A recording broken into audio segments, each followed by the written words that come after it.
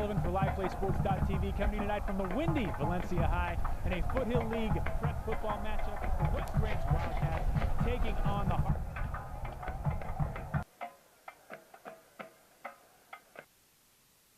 Gritty loss to Saugus 11-7. Very uncharacteristic of that team.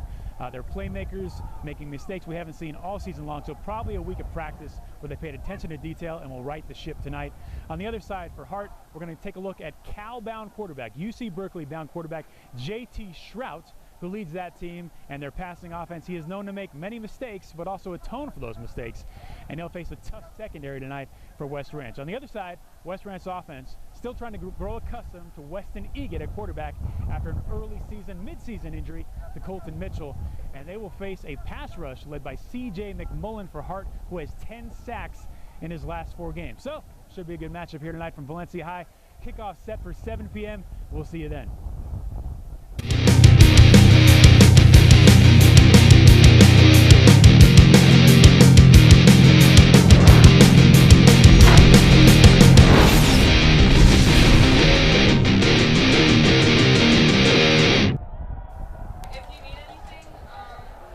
Good evening and welcome to LivePlaySports.tv. We're looking at the field here at Valencia High. The cheerleaders, the banner, getting ready to go for this prep football matchup. It's a Foothill League battle between who you see there, the West Ranch Wildcats. On the other side will be the Hart Indians. Both teams 1-1 in Foothill League. I'm Patrick O'Sullivan. I'll have your play-by-play, joined tonight in the booth for the first time in history by Jim Johnson. Jim, how you doing? Doing great. Excited to be here tonight for the first cool Friday night of this football season. Yeah, thanks for joining us. We should probably introduce the crowd, the watchers to you a little bit so they know who you are. Sure. You were a 2009 California MMA champion. That's right. That's right. I just started off with football in college and wrestling in college, and it was a natural progression to take that into full-blown fighting. And a strength and conditioning coach of the Valencia hockey team and the high school wrestling coach at Trinity Classical Academy. That's a versatile resume. I love sports. And I love athletes because they're used to discipline, so they'll do what you tell them to. Well, speaking of discipline, tonight, as you see the Hart Indians, they feature a quarterback, J.T. Shrout, who's headed to UC Berkeley next year. Unusual because he throws a lot of interceptions, but we've seen this style at every level of play. Brett Favre comes to mind, a player who throws a lot of touchdowns, throws a lot of picks, but usually the end result is a victory. On the other side, for West Ranch, a team that's usually sure-handed on both sides of the ball. Last week, letting one get away a little bit. A loss to Saugus 11-7. Some unlikely fumbles, unlikely drops, but I think they're going to right the ship tonight. Probably had a weekend of detailed practice like we mentioned in the opening. Yeah, teams tend to bounce back from mental mistakes like that. It's a much different thing if you feel like you're outclassed, but if you've made mistakes, you can correct them and improve. All right, well, there we are in the booth, Darren, giving us a little look. Hey, that's us. Okay, let's get back to the field because we are about set for kickoff. The Navy jersey's on the field, the white jersey's on the field. In the white, as we mentioned, the Hart Indians, they'll be kicking off. And back deep for West Ranch is the very dangerous Ryan Camacho. Should be back there, I think. Well, it's Jovan Camacho, number 4. Maybe Juan Glasgow on the other side. I can't see the number from here. Looks like Juan Glasgow, number 5. So this might be a little bit of a strategy early on because Ryan Camacho has 3 kick returns this year, 2 for touchdowns, but teams just stopped kicking to him, so maybe they're hoping that Hart will actually kick the ball to the return men. I know that is Ryan Camacho, and it goes out of bounds. So once again, he does not get a crack. How does that feel? Maybe they should switch his number. Well, maybe they should switch it with his brother. They're twins. But yeah, he's brought 2 back, open kicking off of the season for 90 yards. You're going to get a look for the first time at this West Ranch offense. Transition, Colton Mitchell starting the year at quarterback, a transfer from Texas, a cracked shoulder a few weeks ago. Weston Egan came off the bench, threw 5 touchdowns. Since then, trying to find his way in the offense as a starter against stiffer competition out of the shotgun formation. Egan with LaRon Huff in the backfield. Huff, nothing going. Yeah, they stuffed that up pretty quick. And there you see Egan last game, very modest, 16 of 32, no touchdowns, 1 interception. That was that loss to Saugus, where they could only find the end zone once all game. For the first time all season, they were scoreless in the first half.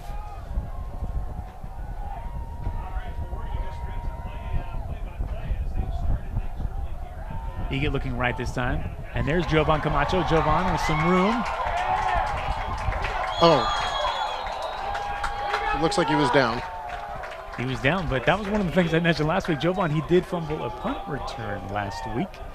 So hopefully West Ranch gets these problems. What do you see here, Jim? Well, it looks like he's running really tough, and that's one of the problems you get with tough runners is they're hard to take down, and as a result, guys can get their hands in there and pull out the ball. Number 20 active on the strip this time. Back to LaRon Huff on the ground. That was Drew Munoz trying to strip the ball out of Jovan's hands. Jovan, the team's leading receiver in receptions. Been more of a possession receiver this year. You get back to the shotgun. 3 wideouts. They pitch it to Huff. Huff looking for room on his right. Huff with a nice cutback. Nice play. They're doing a good job of just moving the ball forward. And that's something that last week on the other side, which seems to have been the best game plan against them, is teams with ball control running games, keeping this offense off the field, are able to stay in games, or in the case of last week, walk out with a victory. Wow. Right away. 43 for Hart. C.J. Mcmullen, no surprise there. That's who we talked about in the pregame. 10 sacks in his last 4 games. The team's 3rd leading tackler. Look at him go. Look at that penetration as he runs across and a great pursuit angle behind the line. 6'2", 215-pound senior. And he moves. And so already the punting unit on for West Ranch. Dylan Josak, who had his toughest punting game of the season last weekend. Those punting woes continue right there. So we'll get our first look at Cal-bound J.T. Shrout as the Hart Indians take the field. How about Hart High School? You go way back to their legacy of Cal quarterbacks, Joe Kapp, Kyle Bowler, Baltimore Ravens starter, and now J.T. Shrout. Yeah, they've got a legacy of great quarterbacks and really not just quarterbacks. They've got a legacy of great football. There you see Shrout last game. So they won last week. 1 touchdown, 3 interceptions. Able to overcome those mistakes. Well, you know, they say in the end, all that matters is W versus losses. They took care of Canyon, 35-18 at Canyon. Shrout with a quick pitch to number 3 out of the backfield, DJ Palmer. Little shovel pass. You know, Shrout really showed a lot of patience there. Made the defensive end bite, then he shuffled the ball.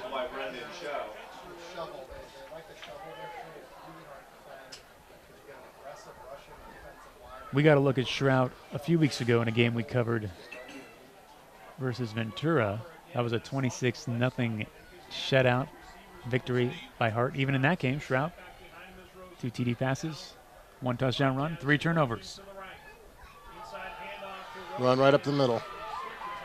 So that's Ben Rosen. He's only averaging 3.5 yards a carry, but he had his first 100-yard game last week, and that would be the blueprint if they can establish a running game to keep West Ranch's offense off the field. Right, when West Ranch had no penetration right there. They were on their heels, and they're going to have a tough game if they find their defensive line moving backwards. And if there was a defensive downfall last week, they only gave up 11 points. It was after Lewis Kim, their big nose tackle, left the game, and Quinn Schaefer ran up the middle in the second half for Saugus. Ball was whistled dead. False start against the Indians. That's what I was saying. Can you see that play? That's played Hart from Newhall. I didn't really understand that till recently. They're all different neighborhoods that make up Santa Clarita, right? Saugus, Newhall. Santa Clarita is huge. Canyon Country is full of its own neighborhood, and that's still considered in. And now that you're going to start seeing some emerging teams out of there. Golden Valley is a relatively new high school. It's got a football program. So here's Shrout in the shotgun. Pitch to Rosen on the right. Rosen leg tackled by Ryan Camacho, number 2. Camacho last week with 2 interceptions and a rushing touchdown on offense. He's about as versatile as they come.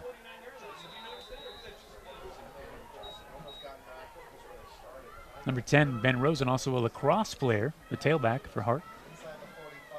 That's an athletic sport. You've got to have good footwork and eye-hand coordination. Probably does great for preparing him for his football season. At the 44 of West Ranch, Shrout out of the shotgun. 5 wideouts looking downfield, no room. Throwing on the run, the corner, and a great catch if he is indeed in bounds. Looks like he was right in bounds. Out of the 3-yard line. Say yes. You know, and there's what you have with Shrout. The guy can just air the ball out. Number 2, Michael Colangelo, 5'10", 145-pound junior, making the grab. Not only a great catch, but really, if you look at him throwing the ball, he's running and throws it across his body. It's really a pretty impressive throw. It's a 43-yard strike. Rosen does not get in. So you try anything fancy here, you just keep running up the gut. I just keep running. Well, they've already illustrated that they've done a pretty good job running up the gut. 2nd and 1. That's maybe a safe if it was Quick just a quarterback at keeper. the line. Shrout back to Rosen. Rosen walks in for 6. Hart on the board. Up early on West Ranch. You can hear the Hart fans are excited.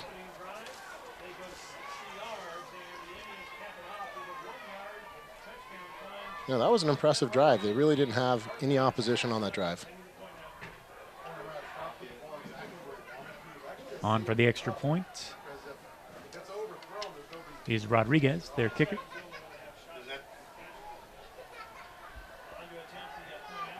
And Aaron Rodriguez knocks it through. 7-0 Hart. You know, the challenge is you got a guy that can air the ball out like that. You have to respect him, and it makes it hard to stop the run. And then they started running. And absolutely, and you did see the touch on a ball like that. A sideline throw over the DB, put it in a place his receiver had to work to catch it, but it was a catchable ball, able to keep his feet in bounds. Not even one of his top 2 receivers getting another man involved early. That's got to feel good for Hart as well. Absolutely. You know, and with his skills in mind, he's college bound. When he gets to college, he's gonna go through a whole nother level. And you see the drive summary brought to you by Galpin Subaru. 60 yards on that, 1 pass play, 5 rushing plays on that 6-play drive. Hart feeling confident now after a 7-0 early lead. Will kick off to West Ranch. And will Ryan Camacho, it's like a sub-story every game, will he get a chance to return a kick? Rodriguez kicks it to his side. Camacho has, and no, he will let it go through the end zone. And a good choice. I've got a bone to pick. You see the last 3 games for Hart. The 26-0 win versus Ventura, which we covered. Then they lost to Powerhouse Valencia 42-14. And taking care of Canyon 35-18. Canyon played this West Ranch team tough when we saw that battle.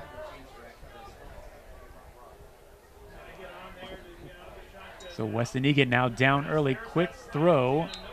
You know, either was an early throw or the receiver did not know his route. But the ball was on the right line. It hit him in the back. Yeah, it looked like Jovan was headed up the field.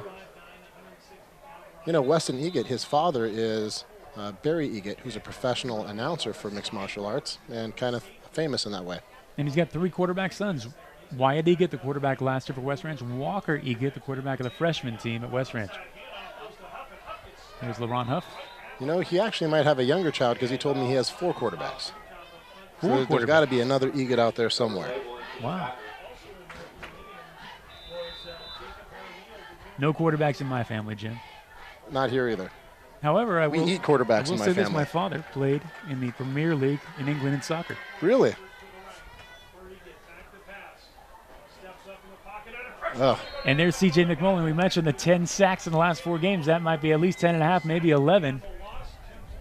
He gets sacked on the play by C.J. McMullen. So what a season that young man's having. Now, Premier League in soccer, that is a lot of running. Sure is. See McMullen again. Look how fast he gets by him. Just a real easy swim move, and he eats the quarterback. So now 14 sacks on the season. Joe Sack looking the punt. Could have been awkward. Did that? Somebody might have touched that ball. Yeah. Boy, they've had some punting adventures the last couple of weeks. Josak usually, at least the first part of the season, averaging over 43 yards a kick. It's taken a dip. And now, look at this great field position for Hart. Yeah, special teams, you hear it all the time, but it really is that important. That punting team has an opportunity to give your defense a chance, and right now the defense, they got their back against the wall again. What about early in the game, obviously, but checking the temperament of the play calling? Do you just come out here and take a strike and first down? No, I think that you can see run, pass. I mean, that seems like the conservative play, and their running backs seem to get it done. I wouldn't be surprised to see an option. You know what? You're right. Stroud, well, short pass. Complete to DJ Palmer, number 3. And now I think is where you might see a strike is when they're in second and short. Setting it up. Palmer, the team's leading receiver, neck and neck with Devon Jones. Palmer with 28 grabs coming in, Jones with 27. There you see 5'11", 170-pound two-way player. Leads the team with 6 touchdown catches as well. Shrout. On the ground to Rosen. Oh. Rosen slipping a tackle. Rosen going left. Brought down by Grayson Thomas from behind. It was real good recognition on Rosen's part. If he would have gone right, he was going into a pile. Man on the field. West Ranch player. It's Grayson Thomas who made the tackle. Looks like he's okay. Okay. Grayson Thomas with a nice tackle, and he'll be happy. Looks like Rosen landed on his chest and probably took the oxygen out of him. There it is. He's a tough kid. We'll send the memo to Nibbles the Rabbit that Grayson's okay on that play. That's his pet bunny, I've been told. He doesn't seem like a pet bunny kind of kid. Here we go. JT Shrout on 1st and 10. Looking downfield. Oh, he's got a nice man touch open. Again, and his second touchdown catch, second touchdown pass of the game. This time, the number 22, Devon Jones, team leading. Our team tying 6 TD. No pressure on the quarterback. He looks it all the way down. And you can see the receivers running in front of the DB, and to stop the pass, the DB has to be in front of the receiver. So Shrout, early on, taking the secondary apart. And so far, no mistakes. Rodriguez, 2 for 2. You know, and I was mistaken. Shrout did get a little pressure there at the end of the pass, and he stayed in the pocket and took the hit. He looks good. So on that other drive, we saw Shrout with a 43-yard completion to set up the 1-yard touchdown run by Rosen. And this time, hitting a slightly leaping Devon Jones for the touchdown. Here's Grayson Thomas. There's Grayson Thomas. He's had a couple shoulder injuries, I know, this season also. Hopefully everything's okay. So now 14-0 Hart West Ranch in a pretty big hole. Manageable, but with Shrout rolling like this, you got to think his confidence is there as well. And maybe, I'm just speculating here, but read the local clippings. Ryan Camacho said this week he thought Shrout starting for the first time this season would have played better than he has. He might have given him the fuel he needed. And Camacho, defensive back for West Ranch.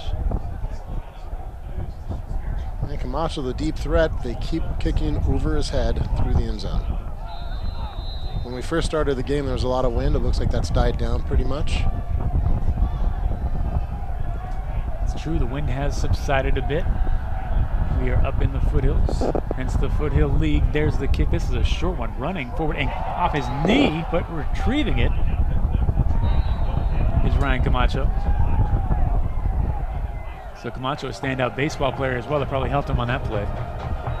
Grounded that well. Kyle Wiggins, that was an unusual kickoff for him.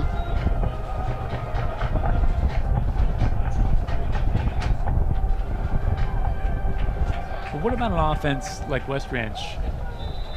A situation where Colton Mitchell was a quarterback at the beginning of the year, and now you have Egate, who's a different type of player, maybe not as strong in an arm, adjusting the game plan, trying to learn to play with him as well. It's a bit of a challenge, isn't it? Yeah, and I think they're making it is a challenge, absolutely. I think they're making a good decision right now is build some confidence in the team, get a few yards, get a couple first downs. But I think the mistake would be to start having Egan air it out right now.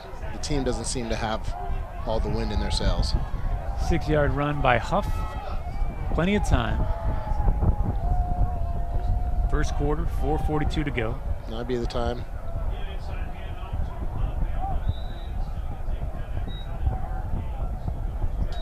Huff stopped after a short gain. Makes it a tough decision now in 3rd and 2.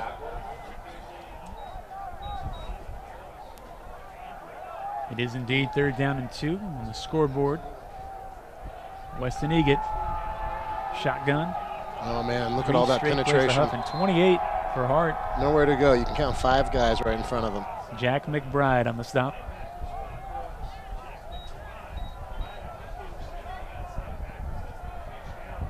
And it looks like, see the replay. Huff got by Mcmullen, but waiting for him, Jack McBride and Trevor Leibel.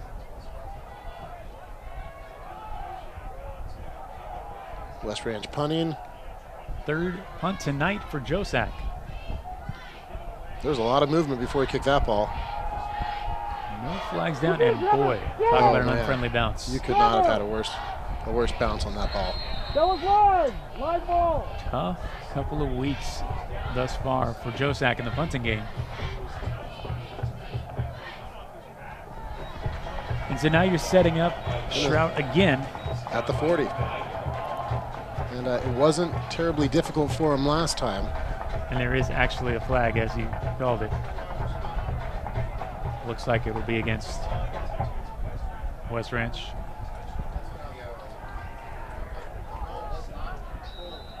I think they're saying that where the ball was actually marked. So it'll be at the 47 of the Wildcats. That's where Shroud and company will start this drive. 3 wideouts to his left. 1 at the top of the screen. And some confusion.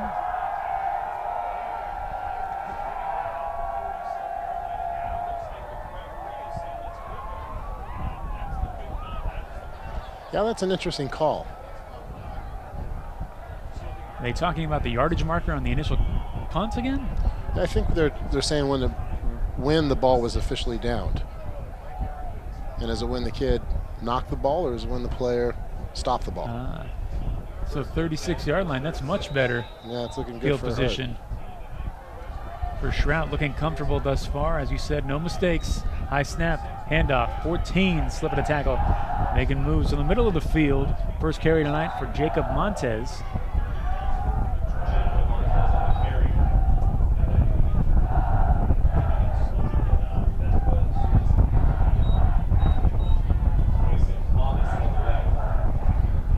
Grayson Thomas, his rabbit Nibbles, will be happy to hear that he's back in. All right, Nibbles. Another player shaken up, 51 with a slight limp, Jacob Jeremio. Defensive tackle, offensive line.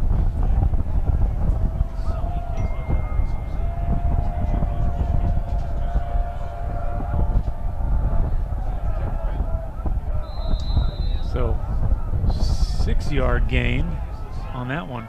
They mark it at the 29. So coming in for Jacob Jamillo is Gabriel Hatley, and he's at 6'4", 280 pounds, senior. That's a big kid in there. There you go. Can run behind him.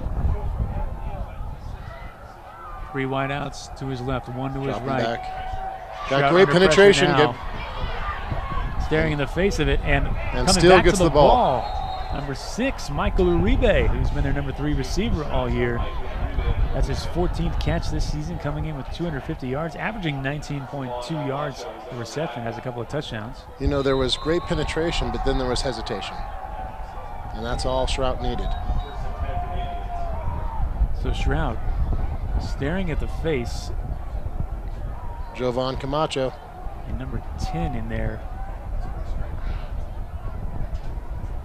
I'm not sure who that is because... Well, that's interesting. Who got the penetration? Camacho got the tackle. 10 was the initial number of Colton Mitchell, unless I'm not seeing that correctly. Shrout rolling to his Shotgun, right. Shrout Shrout under pressure again. Shrout fires over the top of the defense, but this time he overthrows his intended man, number 3, DJ Palmer. You know, on that last play with the penetration, sometimes a defender finds that quarterback in front of him and they almost don't know what to do. He's just too wide open. It's like you got to commit one way or the other. Right. Can't fear the mistake. Well, my coach has always said, if you're going to make a mistake, Johnson, make it at full speed. So I coach the same way with my athletes. You're going to make a mistake, go all out. Make it. We'll talk about it later. Ball to 23 now. 2nd down and 10. Rosen in the backfield joining Shrout. West Ranch secondary looking to tighten things up after these 2 early touchdowns. Screenplay. And there's Ben Rosen. Ben Rosen with a nearly shaking his man, but a nice open field tackle there by Van Bennekom. Zachary Van Bennekom had 10 tackles last week. I mean, he was the last guy before another 10, 15 yards was picked up.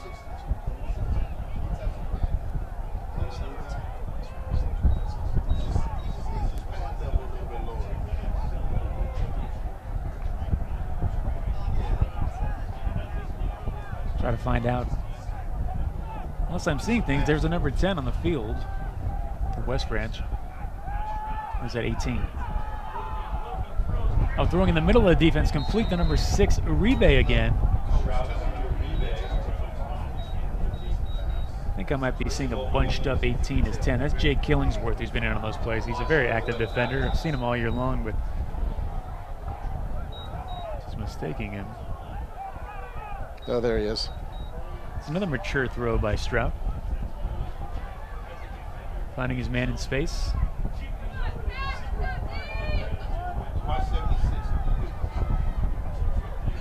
Bit of a unique situation as he under center this time. They pitch it to Rosen. Rosen looking for room. Rosen following his blockers. And he's in. And Rosen in for his 2nd touchdown of the night.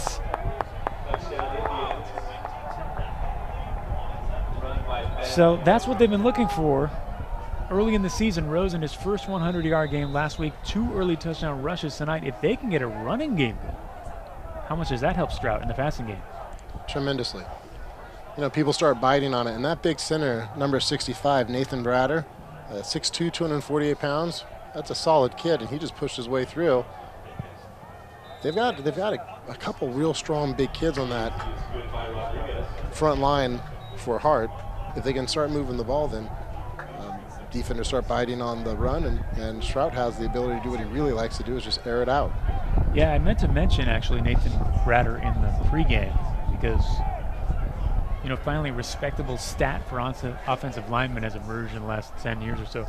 Bratter with 7 pancake blocks last week. How about that? So now 21-0 Hart. Yeah, it's an uphill battle. Quarter. Still in the first quarter. And if West Ranch wants to keep their head in it, they've just got to start knocking down some of the smaller dominoes, getting a little bit of momentum and a little bit of confidence.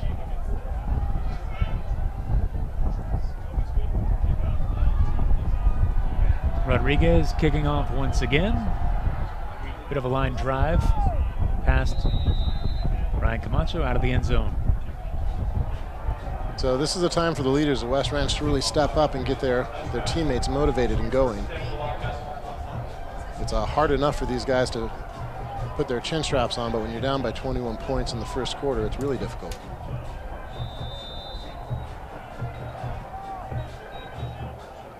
One of our sponsors tonight, Ignition Fitness. And Weston Egan now with a mighty task ahead of him, down 3 touchdowns. Firing to Jovan Camacho. Nice catch in traffic. And that's exactly what they need, just a few more of those.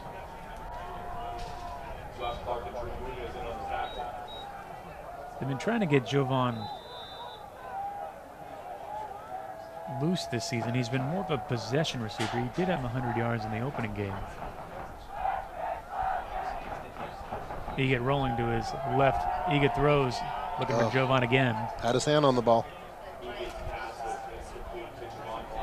Harton's doing a good job putting pressure on Egan.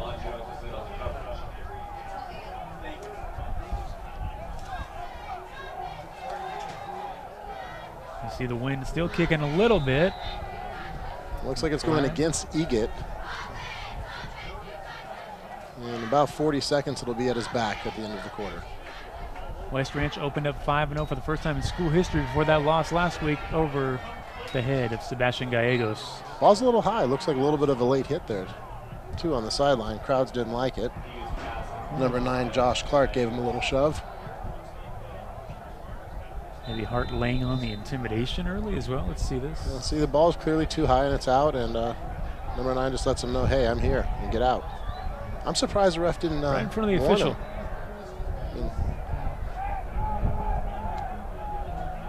Well, 4th down and 1. Josak on again for his 4th punt of the first quarter. Man, he could use a good punt. Oh, it's a nice fake. And that ball will luckily fall to the ground. Yeah, you know, at that point, it's almost 6 in one hand and half a dozen in the other. And that is Killingsworth making a throw. The man I mistook for a quarterback earlier suddenly becomes a quarterback on that play. It was a premonition. I'm not calling the plays. That's a good thing. You know, it was a little bit of Monty for him, and I understand their play. Their last couple punts have not been hugely beneficial. But now you set up. But you're in real bad position now. It's still in the first quarter, 29.7 seconds to go. They've got a chance. You know, as a player, what does that say? What does that say to you if you're doing trick plays in the first quarter?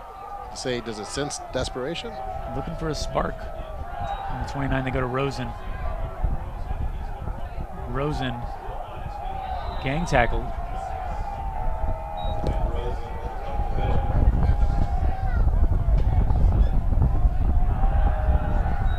Winding down in the first quarter. I mean, all Hart has to do is really not make mistakes and continue to be mildly productive. They could just run the ball. So time will expire. 21-0 Hart in the first quarter behind a couple of touchdown runs from Ben Rosen and a touchdown pass from JT Shrout. We'll be back right after this.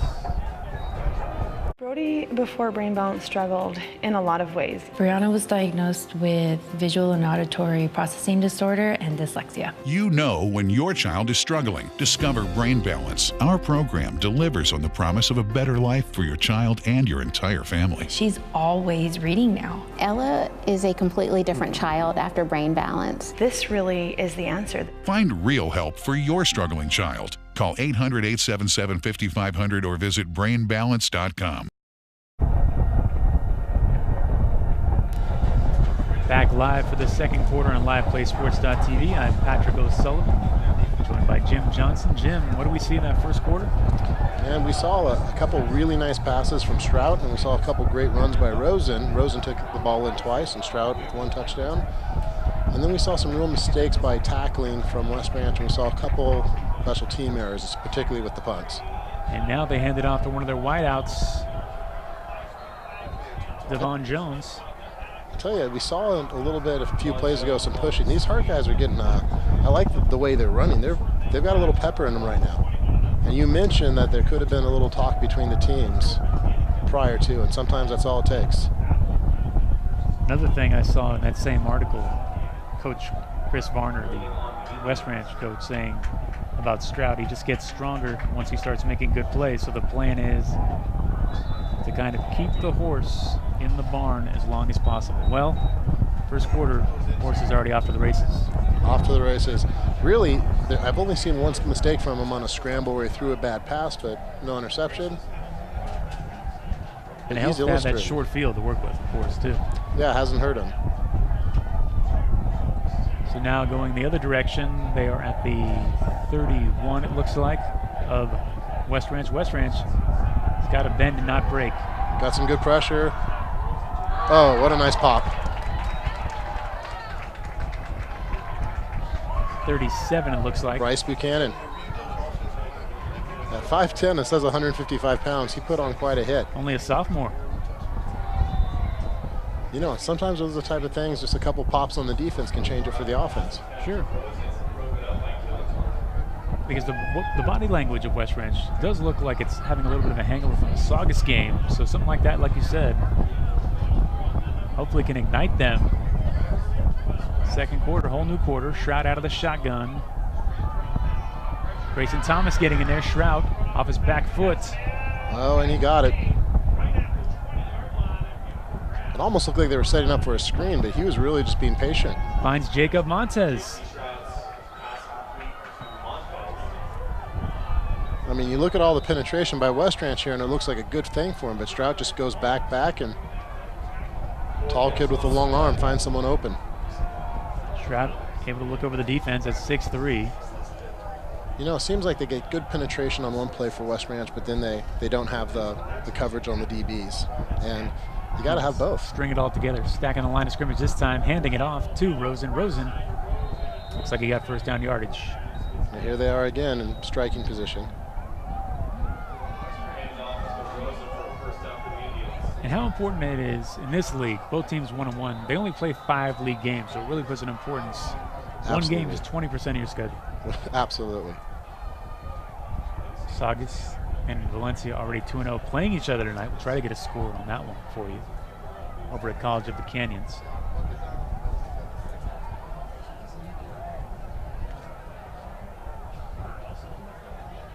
Inside the 20, Shrout looking calm. Looked like he was going to pitch to Rosen. Instead pitches it to... we got a pick? To West Ranch? Not sure what happened there. Yeah, it looks like we got it. With it. So it was a forward shuffle pass, but it never touched the ground. It looked like he was going to left-hand toss it to Rosen, and instead he right-hand tossed it in the middle of the West Ranch defense, and I'm not sure who came up with it. Which player? The defensive stops him there, and I don't know where he's pitching it. Maybe to number 3. So that's the only eligible guy I can see. It's Killingsworth, but then the ball, I'm not sure if he ended up with it after all. But there you see a JT Shrout mistake. There's a mistake, and I don't know who he's throwing to, but it could be the ball Christian pops out of Gallegos. Killingsworth, and then we got to get another shot of that. I'm not sure. It might have been. There was definitely a 3 at the end of that number, whoever came up with it. Killingsworth had it on the ground, and then it popped up, and another West Ranch defender comes in. Oh, it looks like a foot knocked the ball out of his hand. So the ball, referee's a little very unique play. The referee blocking the view. Ball comes into the hands of Ray. Who is that? Who is that? We need a number. Stay on it. 36. Zachary Bennicum. I think he'll get credit for the INT. That's an interesting. You don't see that often. So that was a question you brought up at the beginning. Are we going to see mistakes from Shrout? And that was clearly a mistake. And that's a strange one. It is a strange one.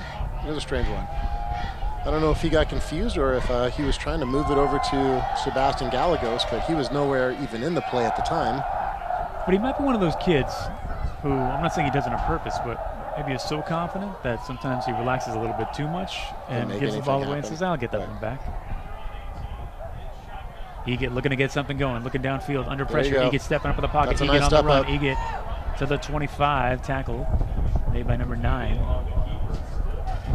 Josh Clark. But wow, here we go again. Dylan Josak and the punting unit. They faked the last one, which resulted in an incomplete pass. So 3 official punts rather for Josak. Well, I don't think they can go for the fake again here. DJ Palmer back with Devon Jones, the 2 wideouts as punt returners, and he'll have to back up for that one. To about the 30, looking for room. He'll have to back up again. The flag flies, slipping tackles down the left sideline. Here he goes to the 46, it looks like, before he's running out of bounds. DJ Palmer, 5'11", 170-pound senior. By far the best punt so far. Nicolazzo gets credit for the tackle for West Ranch.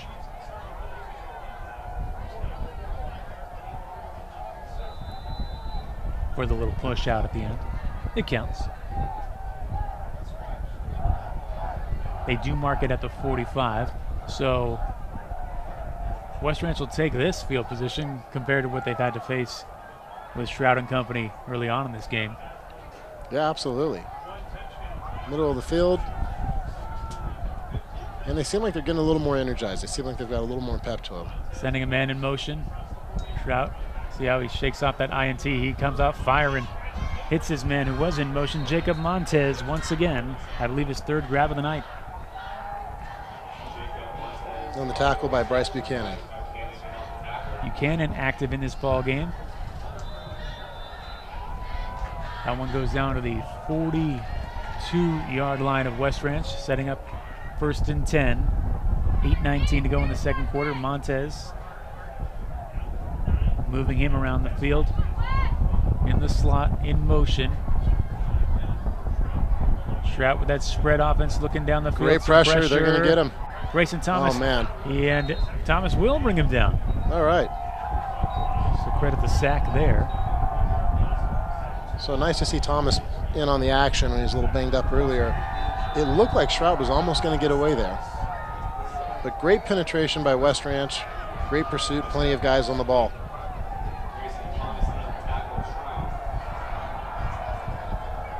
That's what you need, a couple of tackles for loss.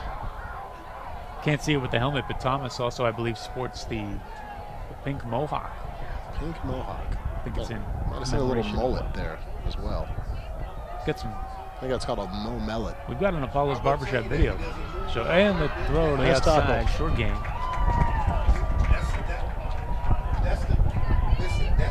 That's Colangelo, the man who had that 43-yard reception to the 1-yard line on their first touchdown drive that set up the 1-yard TD run by Rosen. I don't recall him being used that much in the offense in the game we covered a few weeks ago, so different receivers for Strout. Even though he has Palmer and Jones, they came in with 6 players with at least 10 receptions. 2 returning starters from the offensive line last year, so some consistency there. Now the 44-yard line, shotgun Strout. Great penetration and fires. You know what? This might be the first opportunity for them to stop him. That's the first 3-down stop we've seen. I think it's Grayson Thomas getting in there again. Let's see. Intended for Uribe.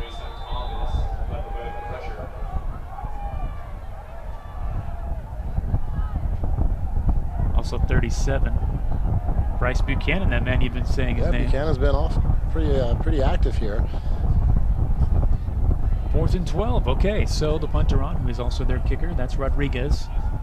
Back to receive for West Ranch is Jovan Camacho and Juan Glasgow. But it looks like we'll have a timeout on the field. You know, Grayson Thomas is getting pretty good penetration for a guy that's only 185 pounds. Sure is. Yeah, I think he's at the nose tackle position. We'll be back here on LivePlaySports.tv after this timeout.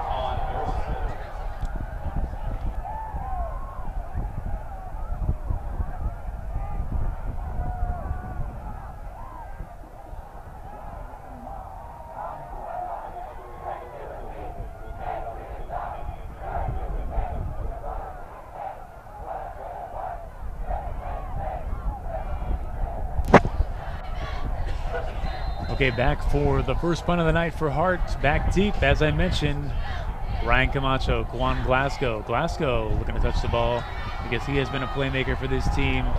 That's a great punt. All season long. Only had 1 catch for 21 yards last week in a kicking game, but it'll be a short punt. But like you said, take a snapshot of this game. West Ranch, first stop on defense. 21-0, so they stopped the bleeding for now. Yeah, last 2 series on defense, you had an interception, very unusual and unique, and then on this series, they just stopped him with a couple backfield tackles. It's a totally different challenge than early in the year where they seem to score at will at times. Last week, only 1 touchdown, and now here tonight, trouble finding the end zone. We'll be curious to see when Strout comes back out if he still has the same mojo, same confidence and swagger that he had earlier. 62 degrees tonight. Not in Mission Hills, but we say hi to our friends in Mission Hills over at, I think, Alamany High. Right? Hi, Mission Hills. Is that Mission Hills? 62 degrees, wind 15 miles an hour. Ryan Camacho in a tailback now, but that's Jovan Camacho, actually. Ryan Camacho on the last carry, so We saw LaRon Huff early and now trying a couple of different looks in the backfield. That's what made West Branch successful in the offense early on in the season as well. Their ability to move their playmakers, shifting them from tailback to receiver, whether it's Glasgow, the Camacho twins. Absolutely. You know, on defense all week they spend time we're keen on this player in this position. When you switch that player to a different position, you can create chaos with the defense. And Van Bennekom is in at receiver. Don't think we've seen much of that. Eget fires complete to Juan Glasgow. So all right. That was a nice ball by Eget. He got in there quickly. I know you haven't seen much of the team, but Glasgow's a player that went in that game. Eget came off the bench to throw those 5 touchdowns. He really connected with Glasgow on some plays down the sideline for a couple of long touchdown receptions. In Glasgow, he set the freshman record at Valencia High for touchdown catches. So he's a guy they could really use in the passing game. Feel like they've got a good chemistry then? They did in that first game, and they've been trying to reconnect ever since. And he's looking for his man, so there you see. Yeah. Trying to reconnect. Well, hopefully he was making a smart play and throwing it away versus trying to make his man, because if he was trying to make his man, he was quite a bit off the mark. I'm not sure if Glasgow was about to break that into a post pattern. Maybe there was miscommunication. Maybe. 2nd down and 10. Shotgun formation. Eget. Handoff on the delay. And that a ball's fumble. loose, and that ball's recovered by Hart. And I was just about to say they could really use a first down. So what a game for Michael Colangelo. On defense, recovers a fumble. He had that long touchdown or reception to set up the touchdown. You know, and as you said at the beginning of the game, they were uncharacteristic with their turnovers last week, and then you see a drop there by Colangelo. This is something that we have not seen. Or by Camacho, rather. Early in the year. We did not see it in the last 2 games. It's just been some misplays on the ball. Drop passes. JT Stroud back to work inside the 30. Hand off to Rosen. Rosen stacked up. Yeah, he goes into a wall there. Right into Chow Brendan. The junior, Brendan Cho, 6 foot, 200 pounds. I see a shot of Kim in the middle. They missed him last week when he left, I think, with an ankle injury. Yeah, he's a tough guy to move around. Kim at 295, only a sophomore. Trout 2nd and 7. Looks left. Has time. Oh, looked like it could have been a pick there. Van Bennekom, and he was crossing across the field. That was pick 6 territory because he had a path. 3rd down and 7. But at least it looks like they're stilting Stroud a little bit, right? He doesn't have the opportunities he had early in the game where he could just sit back in the pocket and find the holes in the defense. And it almost seems like coaching was run the ball, give him a small pass, and that leads into the bigger passes. It'll be interesting to see how what coaching play they come up with here. 3rd and 7, 4:09 on the clock. Pass. Stroud Option. fakes it to Rosen, and Stroud keeping himself. Stroud, Gets a first down. when he has to run, he's done well this season. 177 yards. You know, you start freezing the defensive end after you run a few of those plays and have success. Then he starts second-guessing himself on what is he going to do. And on that occasion, he didn't have a chance to react very well. And you have to respect Rosen the way he's run tonight as well. If Absolutely. you were to pitch it to him. You know, in that scenario, the defensive end has to pick somebody and hit him. That's it. Just hit somebody.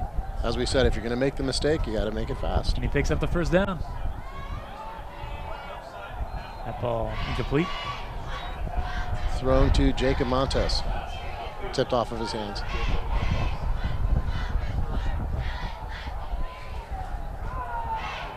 $21-0. All those points coming in the first quarter. Now 3:37 left in the second quarter. West Ranch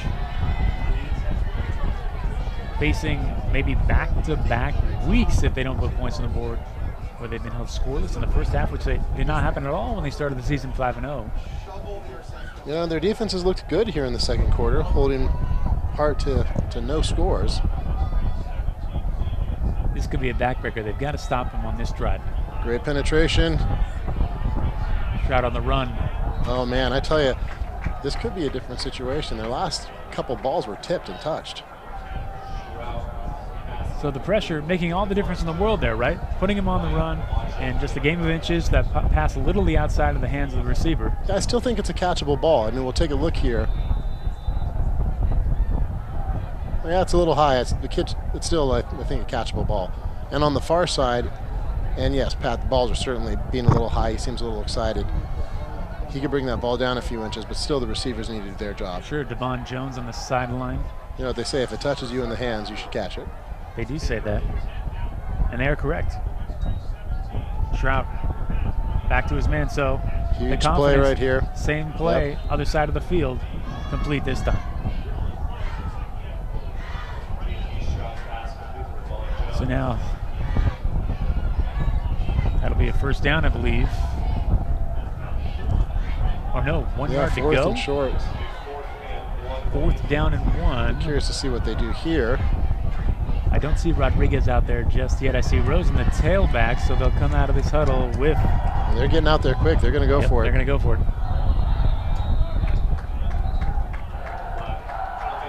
A little physical down there. How about 79 on the line for Hart? Tommy Adame, 6'5", 340, sophomore. That looks like that weight might have been taken at the beginning of the season.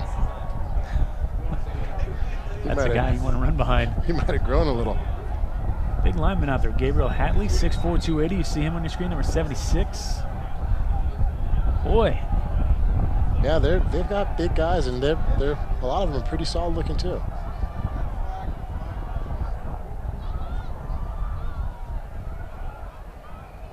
And that's why you see West Ranch, the time they've gotten the quarterback has been with their smaller D linemen trying to get around these guys. They got to use their mobility. Here's the kick attempt by Rodriguez. To the right. No good, so West Ranch dodging a bullet. I work with a lot of these athletes on the football teams and various sports. What they do in the preseason really matters, and you can sometimes look at players and see who's been working. There's Rodriguez.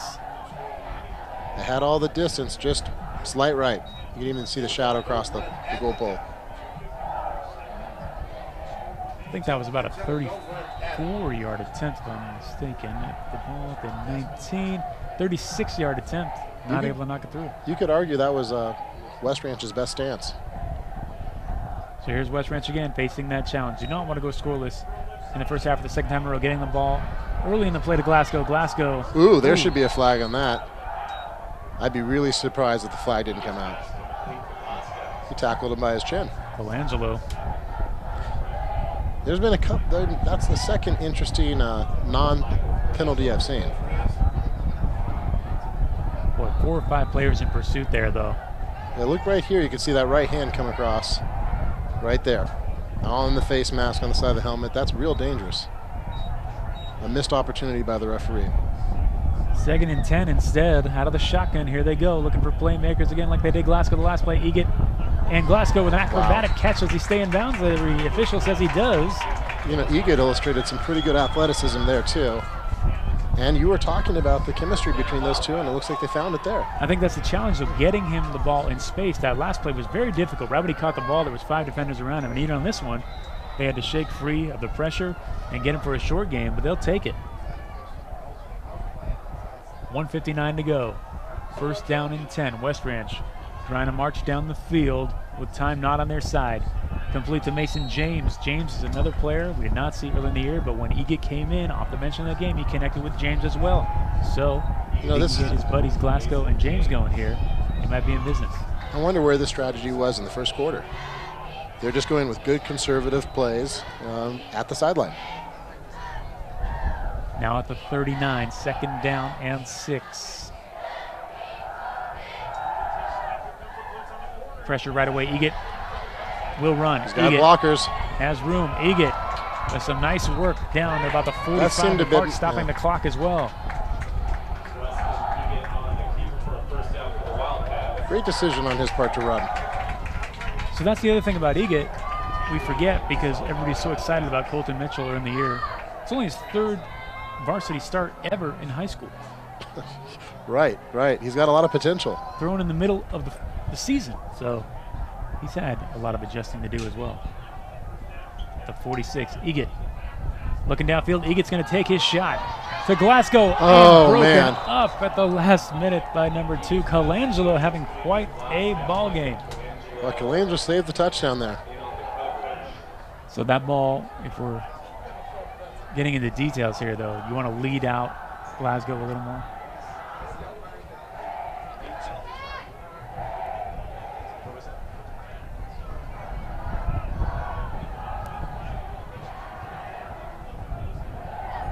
That's a matchup that's heating up during this game, huh?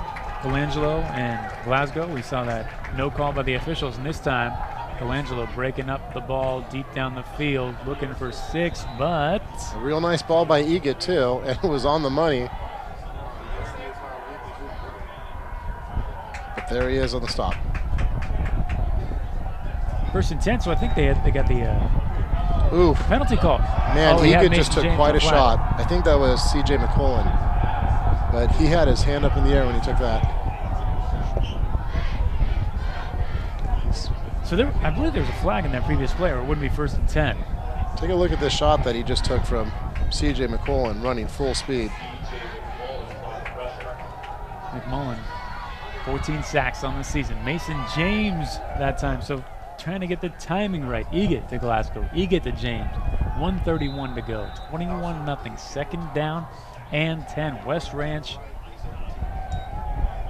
facing pressure. There's Mcmullen again, but this time Eget gets rid of it. Over the top of the defense, looking for Jovan Camacho. So 3 passes in a row, couldn't quite get the ball to receivers that had a shot.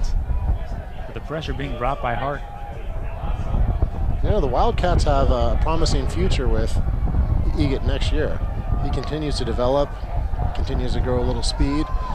That ball was right on target. It was just a matter of the matchup. Third down and 10.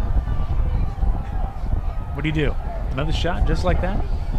I think you have to. No matter what you do, I wouldn't do anything short of the sticks. You got to get the first down.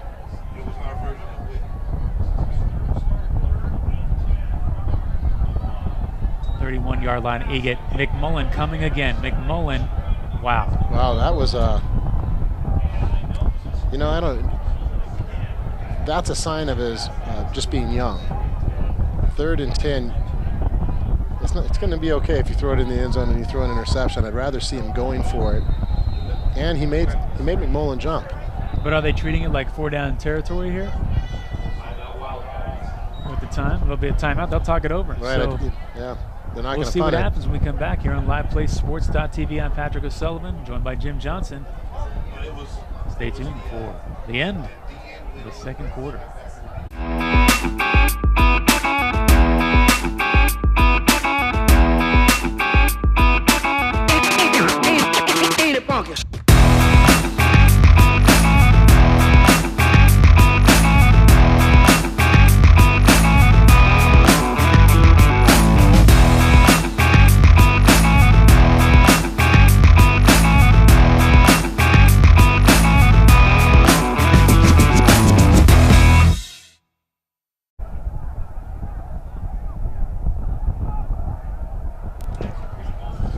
LivePlaySports.tv, we are back with 1:21 to go in the second quarter. Hart on top, 21-0 over West Ranch, but West Ranch driving down the field, just missing a few shots down in the secondary of Hart on the last 3 plays, and it looks like they will go for it on 4th down in the backfield. Joining quarterback Weston Eget is number 2, Ryan Camacho. Got 4 receivers. They finally double-team Mcmullen. Eget looking for room. Eget fires. Eget to the corner of the end zone. A lot of traffic there. Broken up by 22, Devon Jones. So they took 4 shots down the field. All had a chance, but a couple of nice plays by Hart defense and the pressure being brought by Mcmullen on nearly every down. Yeah, you know, and it's a long ball. You'd think if he could have got a little more under it, it might have had a chance, but he's, no matter what, you're throwing in a triple coverage. It's difficult. And if there's one thing they don't have in the receiving core, even though they have versatile receivers out there with some speed and some good hands, they don't have the tall receiver who you put in the end zone who can leap over everyone. I remember who was really good at that. It's a player that comes to mind, Herman Moore of the Detroit Lions. You remember him? I do. He was great at that. I don't know, just and Megatron of. Oh well, there you go. That tops me for sure. Can't forget Calvin Johnson, and sure-handed Ben Rosen drops one. Rosen's been he's had a great game. That's probably his only mistake so far. Yeah, we talked about Rosen's running so much. He's got 22 catches coming in. Yeah, he's definitely their utility player. Also want to give a shout out to Ice Recovery and Wellness helping us out as a sponsor. You try them out. Your first session is only $20.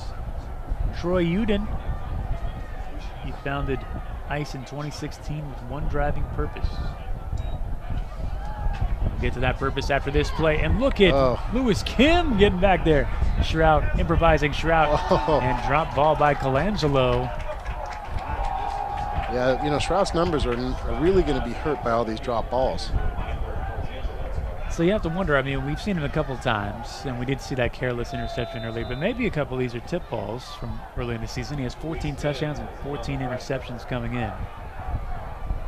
Now 15 INTs after the early one, and 15 TD passes, so he keeps that ratio even.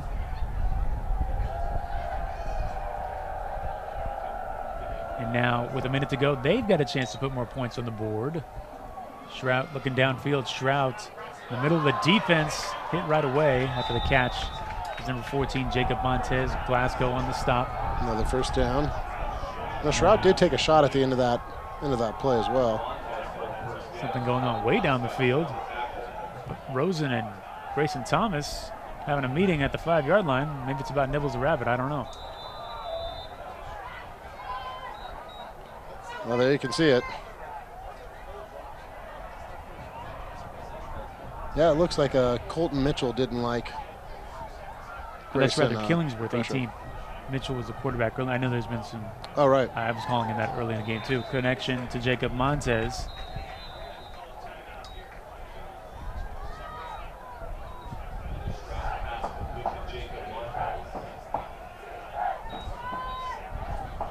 When you look at Shrout's arm, you see D1 on it?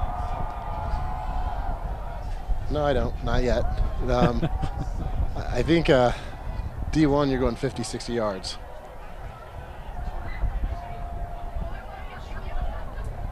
So some strategizing here with 30 seconds to go. What are these coaches telling each side? Well, if you're on Hart, I think the Hart coach is saying, hey, you guys are doing great.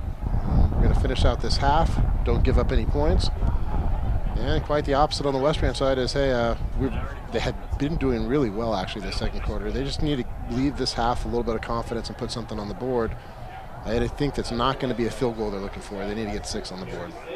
I mentioned West Branch's head man Chris Varner, the Hart coach, Mike Harrington. This team was 9-3 last year. They finished second behind Valencia in the Foothill League at 4-1.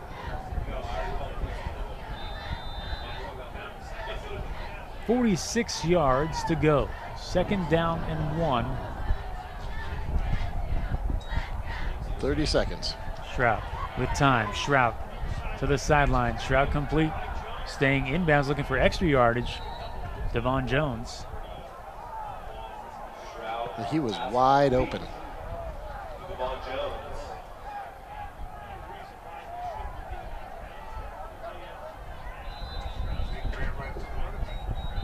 72 on West Ranch defense, actually Dylan Clark. I think I was giving Lewis Kim credit for getting to the quarterback a few plays ago.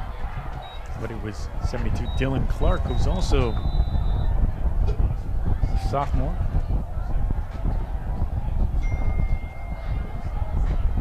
Stop made by Ryan Camacho.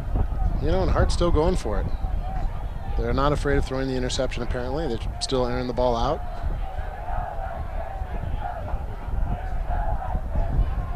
West Ranch just wants the score to stay the same at this point going into halftime. Yeah, I'm surprised they're not in the prevent defense here. Shrout has time. Shrout going to take his shot to the corner. And whose ball is that, will the referee say? Maybe out of bounds. Is it intercepted? I mean, they both went down with it. So the officials, they might want to talk about this one. Who had possession of the ball? Ryan Camacho acting like he had his 5th interception of the year, but And he gets in front of the man, and boy. It's tough. It was in, we know that, but.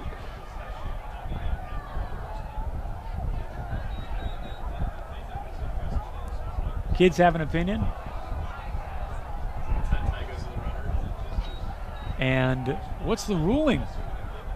They're going to give it to Hart. Yeah, wow. I don't even know how you make that call. Tough call. I thought they would say out of bounds. Now inside the 5, so. I mean, you could argue that neither man had control if they both had control. Absolutely, but a huge play. Look at the result.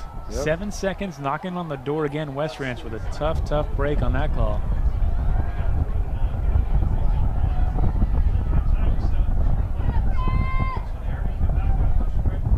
First and goal. Strout with Rosen in the backfield. Strout with 4 receivers spread out, and somebody's going to want to talk about this one.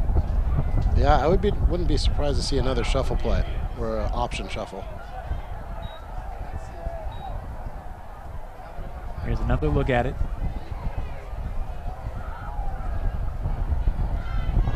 .22, Devon Jones. They both got hands on the ball. And like we heard in the booth, could be just like baseball. Tie base goes to the runner, and the runner will be the offense. Right. Well, they're going to have a short memory on the West Ranch side and almost forget about the first half when they go to the locker room. Boy, Strout, I know he had that shuffle pass interception, but looking much more comfortable than the player we saw against Ventura. Even though that was a 26-0 shutout, he was very mistake-prone in that game. They won 26-0 in that one. Right. But even last week they won. He had a touchdown and 3 picks. Well, he's athletic, and to answer the question about D1, it's more his speed right now and his size. He's a big kid, but those guys are and man, what a gift. So that looked like another pick, but instead it winds up in the hands of the Hart receiver for the 4th touchdown of the first half. Number 3, DJ Palmer. Man, heartbreaking for the DB. Things going Hart's way. Van Bennekom can't hang on to it. Is that Brandon Wire? Or is it 39, Brandon Wire? We got to get this bunched up jersey thing handled because the numbers get a little obstructed. And well, unless we see something on the return, it's going to be 20-0 going into halftime. Rodriguez 4 for 4 on PATs in the first half. Now 28-0 Hart on top. Not the outcome many expected. We expected a competitive ball game, and we have not gotten that thus far. With 1.6 seconds in the second quarter, Foothill League matchup. You know, aside from the last 20 seconds. And that is 39, Brandon Wire. No, aside from the last 20-30 seconds of this quarter, it was a really evenly matched quarter. A lot of stops. 3 of the 4 touchdowns were in the first quarter. Nothing until the last few seconds. If I was going into halftime, that's what I'd be talking to West Ranch about. They played 2 different games in the first half. They played the first quarter and second quarter. They need to go out and play the third quarter like they did the second quarter. But even though they've given up 28 points, they've gotten some tough field position. It's similar to last week where they can't string together enough plays on offense to punch the ball in the end zone. There you see the drive summary from Galpin Subaru, 69 total yards, 7 pass plays, no rushing plays. As fielding the kickoff, the short bouncer is Ethan Eichten. And that'll do it for the first half. So we've seen 2 rushing touchdowns, 2 passing touchdowns from Hart of 28-0 on West Ranch at Valencia High. Both teams 1-1 in the Foothill League. But unless this script changes dramatically in the second half, Hart looking real good right now. Well, Jim? Well, I'll be looking forward to the second half and seeing if West Ranch can come back and start stringing along some of those first downs and making a few more stops. And I'll be curious to see what the coaches do in the locker room. Yeah, we'll take a break here on liveplaysports.tv and see what strategies come out in the second half and see if this game can turn into a competitive one after halftime from Valencia High. Once again, Hart on top, 28-0 at halftime here on liveplaysports.tv. She was flagged in first grade as dyslexic, and so academically she struggled and felt different than all of the other children. But our Brain Balance group told us exactly what was going on and why. We understood why this was happening and why the results were happening. Ella is a completely different child after Brain Balance. Brain Balance Centers, a non-medical approach for kids who struggle. Learn more at brainbalance.com.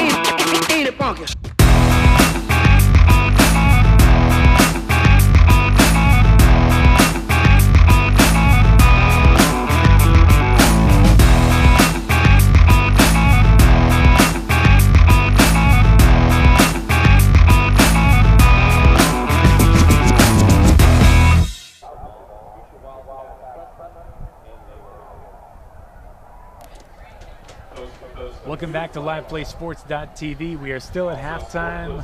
Third quarter just around the corner. That score you see is correct. The Hart Indians 28, the West Ranch Wildcats 0. Both these teams 1-1 in the Foothill League. We expected a competitive matchup tonight, but that has not been the case in the first half. I'm Patrick O'Sullivan, joined by Jim Johnson. Jim, how did we get here? You know, it was, I would say, Shrout. We got here because of Shrout, his long arm, and Rosen and his fast legs. We saw a few great long throws and a couple hard runs. Then we got there with some problems with special teams. And we saw West Ranch had a couple real poor punts that put Hart, a powerful offense, in a real good position. Defense for West Ranch was really not hitting hard, wrapping up their tackles in the first quarter, and it showed. The second quarter, like I said, the first half was two different games. It was the first quarter versus the second quarter. And aside from the last 30 seconds of the second quarter, well, it was a competitive game. Yeah, it was 21-0 in the first quarter, so only 7-0 in that second quarter. You're talking about J.T. Shrout, the senior quarterback for Hart, headed to UC Berkeley. First half, 16-25, 207 yards, 2 touchdowns. He did have the 1 interception. He's mistake-prone, but he usually corrects or atones for his mistakes at least. They also got some solid running out of Ben Rosen. He had a couple of touchdown runs, and he had his first 100-yard game last week. So finding something there, some balance to their offense, a good time to find it as a really just starting league play. Well, in a 5-game league schedule, they're at week 3, so it's a good time to find it nonetheless, because Saugus and Valencia already at 2-0, each playing tonight. We'll try to get an updated score for you. Weston Egan, the quarterback for West Ranch, still trying to find a rhythm with this team. He was inserted into the starting lineup after an injury to Colton Mitchell a few weeks into the season. So trying to find a rhythm with his playmakers, trying to get them out in open space, and they have not been able to string enough plays together last week or this week, which is why their scoring output has been so drastically different from the beginning of the year. They lost 11-7 to Saugus last week, now down 28-0 at halftime. Egan in that first half also sacked 3 times, facing the pressure from 43. You see Shroud, the offensive star, 43 on the left, the defensive star, C.J. Mcmullen, with his 14th sack of the season tonight, and Shroud just airing it out with those TD passes. He's 16-25 actually. So the numbers on him. And like you said, even the short TD runs they've had were set up by the pass and the arm of J.T. Shrout. So Coach Mike Harrington's got to be happy his team's on top 28-0. We also, if you're a baseball fan, know the Houston Astros are on top of the Yankees late in the game. Try to meet the LA Dodgers in the World Series coming up. Dodgers, first time in 29 years since that fateful Kirk Gibson home run season. Go Blue. They beat up on the Cubbies 4-1 to get there. Yesterday is what they called a sports equinox. It was the only 17th time that you've had professional baseball, professional hockey, professional basketball, and professional football all on at the same time. Did the Kings win? Because I know the Lakers lost. I did not see that. Yeah. But the Clippers won. Ah, so they against the they Lakers. covered themselves there. LA had to win that game. They had to win the game. We have a winner. There's Egan taking the shotgun snaps and hoping he can get something going in the second half. A junior, Weston Egan, he's got mobility in the pocket. They just need to get the ball to the receivers quicker and connect on these long throws. They had some shots down the field where they nearly scored at the end of the first half.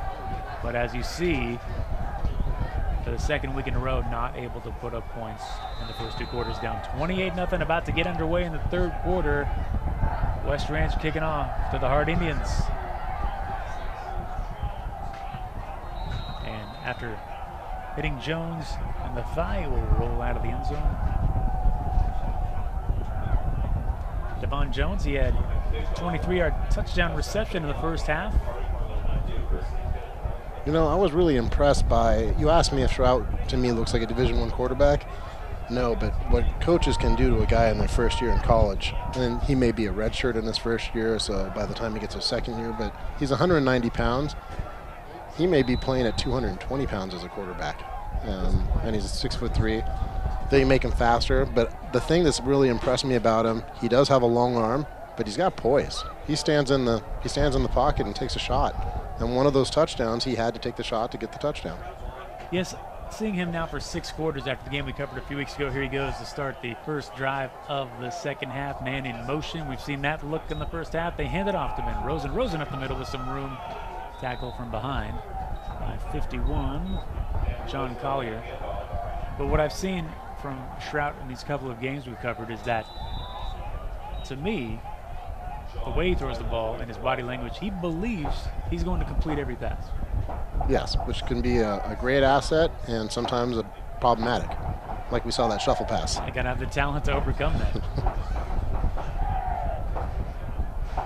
Another man in motion, this time number 3, DJ Palmer. They go back to the ground to Rosen. Rosen met head on by Killingsworth. I would imagine this would be the strategy for Hart, as long as they can continue to move the ball and move the sticks, that they would keep it on the ground as much as they can.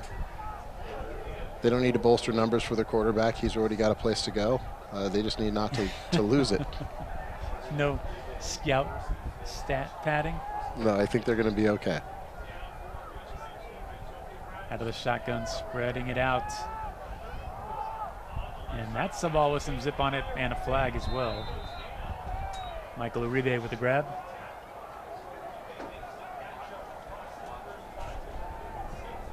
You know, neither quarterback has been under center unless a real short situation or a goal line situation. They both are respecting each other's defense and ability to penetrate.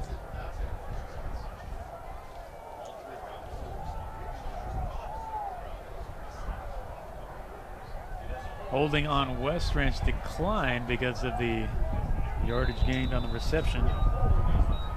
And that'll move the sticks.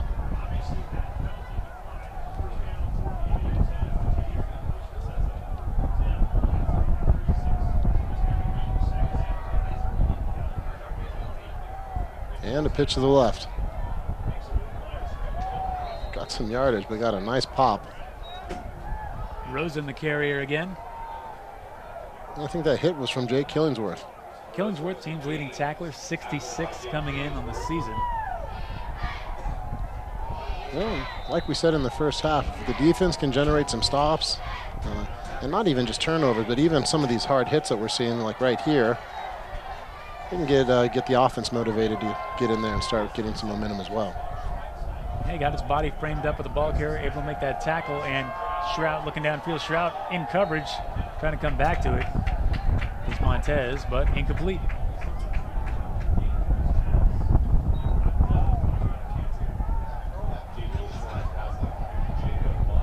Setting up 3rd down and 4. West Ranch would love nothing more than to start their first defensive series with a stop and keep this score manageable to get their offense back on the field and hope to get some touchdowns rolling. Man in motion again, number 14, Jacob Montez, all the way down to the bottom of your screen. Looking the short pass to again. Rosen instead. And Rosen down inside the 45-yard line. How about that play? That was a really well-executed screenplay. And again, Shrout with the patience, but they drop back, let all the defenders suck on the pass, and then they were wide open, and great downfield passing. Effective use of Rosen out of the backfield as a receiver, again showing his versatility. Their lacrosse player / tailback. Well, lacrosse is becoming more popular in these parts. It's great for running backs, slot backs, DBs. Shrout looking downfield, but ooh, interception. Interception right into the hands of Van Bennekom. So another Shrout mistake, and a ball he threw really right into the defender. And that ball had it had a little zep on it, and it was going downward. So take a look at Shrout. Yeah, I mean, he would have had to throw that ball 5 or 6 feet higher to even give it a shot. And that's a gift that West Ranch really needed. Ron Huff trying to break free, not much in the middle of the defense. 72 on the stop for Hart. And West Ranch would just be happy to get themselves into a 3rd and short situation. Thomas Bambrick on the tackle. So we've seen this with Shrout, where for a series of plays, he looks fantastic, and then throw like that, and that's why he's piled up the interception total. Ige looking downfield. Ige to the sideline. Ige to his man, complete. Sebastian Gallegos. You know, and the reason that Schrout has his scholarship and is heading off to college to a D1 school is not for his few mistakes. It's because of the score that you see now. True. That threat that he has with an arm opens up the running game, and it is an asset. And he did not start until this season, but got a lot of attention at the passing camps in the offseason. Waited patiently, but they like that about his character as well. He didn't transfer schools and waited for his turn to start at the school. Yeah, Hart got offsides.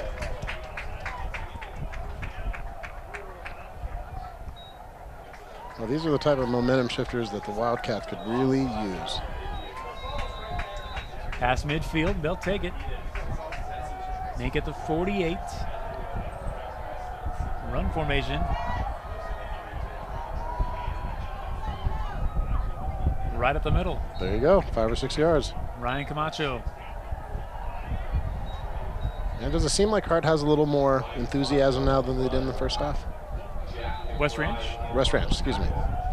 They do, and I think Camacho is a guy that when they get him going, he seems to ignite the rest of the team. He was the guy at the end of the game last week. He seemed like he was playing not to lose, or playing to win, rather. Ige Look at airing that it ball. out. Ige downfield. Ige Oh my connects goodness. to Kawan Glasgow. What a ball. And we've talked about the chemistry that was there the first time that Ige came off the bench against Oak Park, and he's been trying to reconnect with Kawan Glasgow, and right there he takes a shot, and that shot is fired for a touchdown, putting West Ranch on the board from 48 yards out, airing it out. Glasgow splitting the defenders. Glasgow hauling it in for 6. I mean, what concentration for Glasgow to keep his feet into the end zone. That was fantastic. You couldn't throw the ball any better than that. And on one play, it kind of might be the injection they need exactly, but is that extra? Yeah, they missed the PAT. Good, 28-6. But they've been missing the relationship established that they thought they had right away with Ige and Glasgow in Ige's first game. And also just lacking plays overall down the field and putting them on the board for the first time tonight. So big play all around for West Ranch. Right, and he was going into double coverage as well. But that was a great ball. Just he laid that ball out where nobody else can get it. It was up to Glasgow. So that could be the spark that we talked about. So Demas misses the extra point, but West Ranch gets out of the goose egg. 28-6, 7:31 to go in the third quarter, and they get the points off turnovers as Schrout threw that interception to Van Bennekom on the last drive for Hart.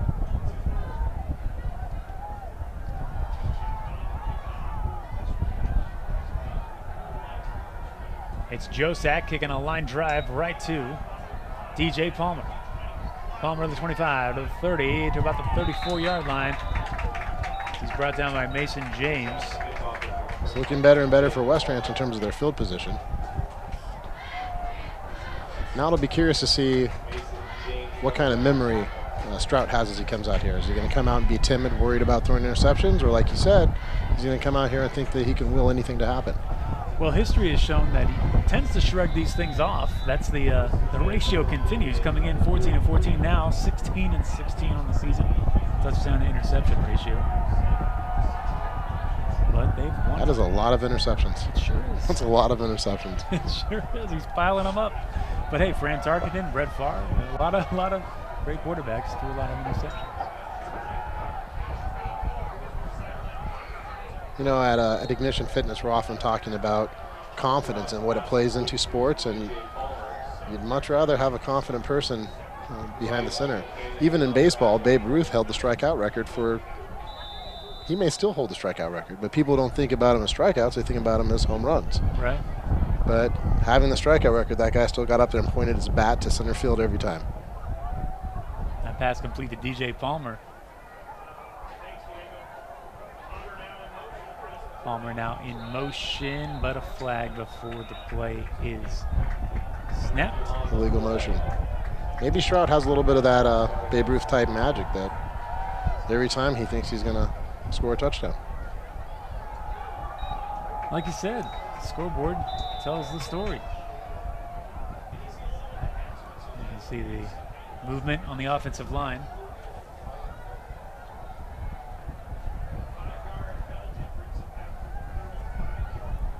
So now at the 35, West Ranch chipping away, down 22, but they got to get the ball back and keep putting points on the board to have a chance in this ball game. Around the middle of the field, is intercepted again, or no?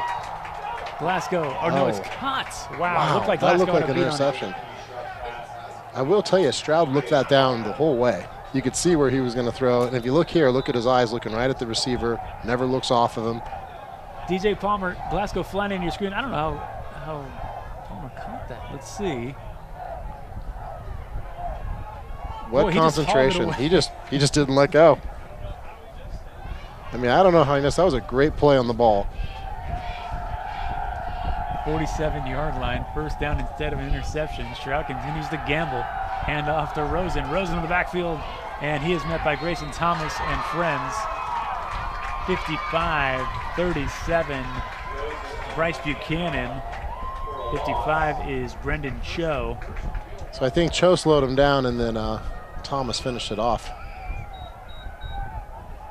Great penetration by everybody. I think it was Josak, actually, the first man in. Yeah. Tell you, Hart looks like a different defense here.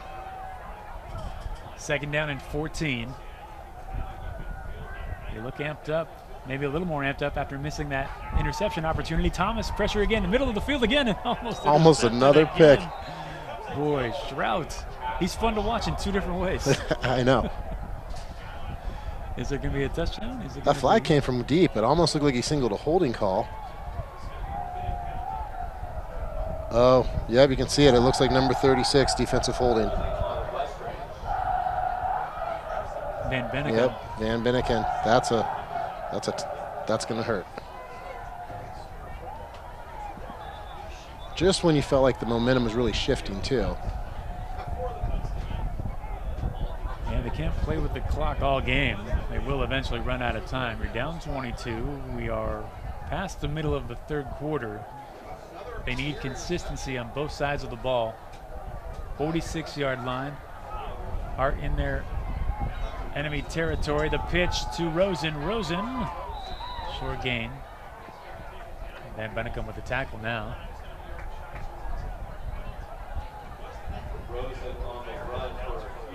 Not for that penalty, it would only be 3rd and 12. Now they're facing a 2nd and short. And that's a defensive nightmare. Now stopping the run or stopping the pass. Looks like it'll be 3rd and short. 3rd and 1. We try to catch up to the scoreboard. Looks man like they'll be motion. running it. Oh, goodness gracious. Jake Killingsworth just destroyed him in the hole. Killingsworth, Wildcats leading tackler, but did they get enough yardage? That was a nice pop. Look at this hit here. Man, he reads that all the way.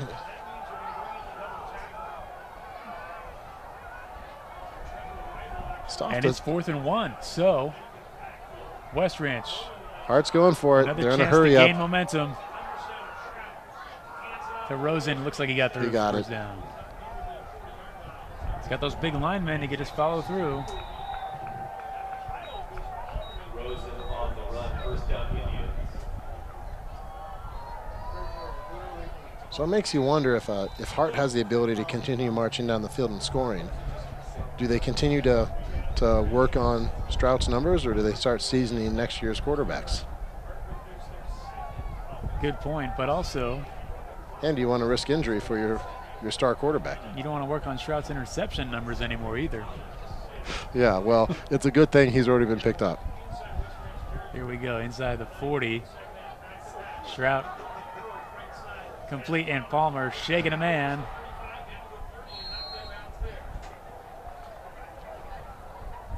He's got some good receivers out there in Palmer and Jones. Well, yeah, again, they've been helpful and hurtful. He would probably have another 60 to 80 yards, if not for a few of those drops in the first half. That's true. They do have the ability once they get the ball. Oh, they're squirrely. Moves. I mean, Sebastian at 160 pounds can really shake those DBs. Excuse me, DJ Palmer at only 170 pounds can really shake those Shotgun a couple DBs. of fake handoffs, and now Stroud looking down the field, but a short pass in. Where's that to? He's lucky again that Jovan Camacho and Gwan Glasgow didn't meet for lunch in the middle of the field, because they would have had their meal intercepted by a new reset. What's the analogy I'm trying to make here? You know what I mean. Look, they're about 5-10 yards apart, and the ball lands between them. Yeah, they shouldn't be having a picnic is what you're saying. No picnics. No interception picnics. Yeah, that ball was poorly thrown.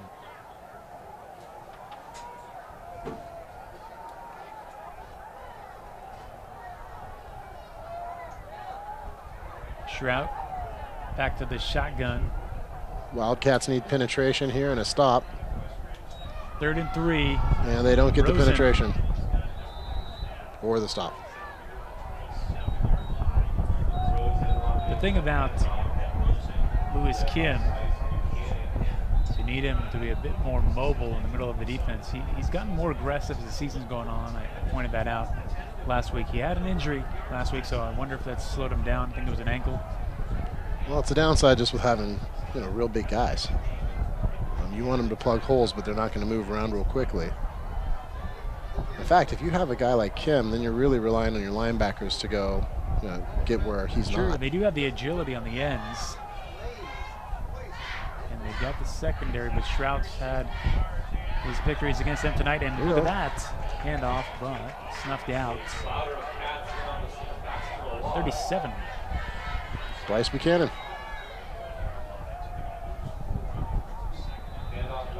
And Kim will come out of the game.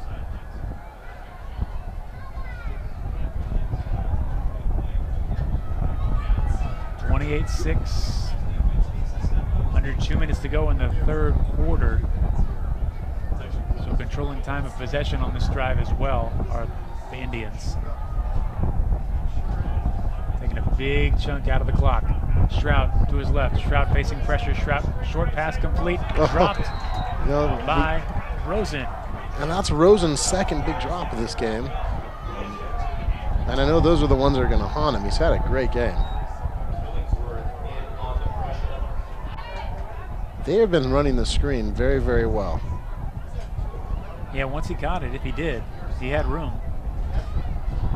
Now a minute 30 to go, 3rd down and 14. West Ranch, another opportunity to stop Hart's offense, get the ball back with a chance to chip away the lead, but they've got to execute on defense. They need to come up with a couple of big stops on 3rd and 4th down.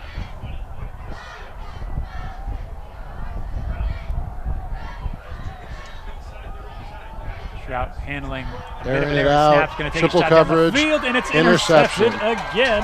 Wow. This time by Ryan Camacho with his team-leading 5th interception of the season. I tell you, the kid's so full of talent. You want to, if you're your coach, you want to hug him and kick him all the time.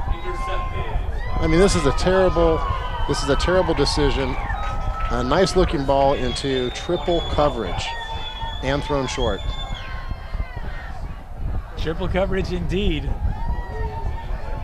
And Ryan Camacho, he had 2 picks last week, his first here tonight. 3rd different player with a pick for West Ranch. In this game, they hand it right back to Ryan Camacho. Yeah, you got to give the guy his rewards. I hesitate to give you his rushing stats. He's averaging over 10 yards a carry, but I'm positive 2 weeks ago, whoever's keeping track of this for West Ranch, they gave Ryan's yards to Jovan, the twin brothers. Oh, got it. Ryan's around 500 yards. He's more than 500 yards. They got him about 480. So somebody correct that. There's Ryan Camacho up the middle. Nothing against Jovan, but I know Ryan Camacho had the long run in that game. He had around 90 yards. They corrected him about 48. That's the hex. The Twins probably have to share everything now. Yardage.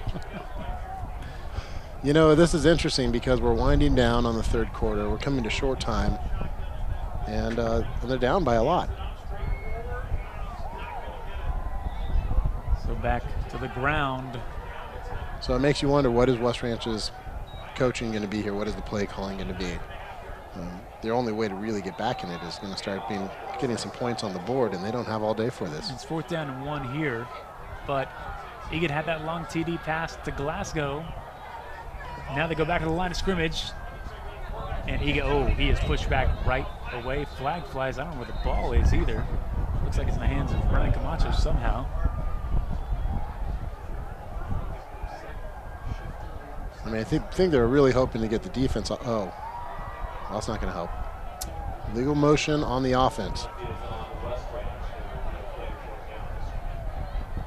So I mean, different scenario now. They can't go with the quarterback sneaker, and Hart seemed to sniff that one out pretty well. Paying the price with those conservative run calls in the first couple of plays. Now a 4th and 6, and about to hand West Ranch great field position right back if they can't execute after that interception thrown by end of the quarter. Shroud. We're going to go to the 4th quarter. So this script is something, if you watch Hart football, you've seen before. JT Shroud, 2 TD passes, 3 interceptions, but they're up 22 points. You can't argue with results like that. So we'll be back for the 4th quarter to see if the Wildcats can make a comeback, down 28-6 here at Valencia High on LivePlaySports.tv. 15 times a day he would have a fit. Prior to brain balance, my son was very much unable to focus. Diagnosed with ADHD or a processing problem? Discover Brain Balance. Brain Balance delivers on the promise of a better life for your child and your family. As we went through our first month, huge things started to happen. There was major growth in her fine motor skills. It's been an amazing transformation. Find real help for your struggling child. Call 800-877-5500 or visit brainbalance.com.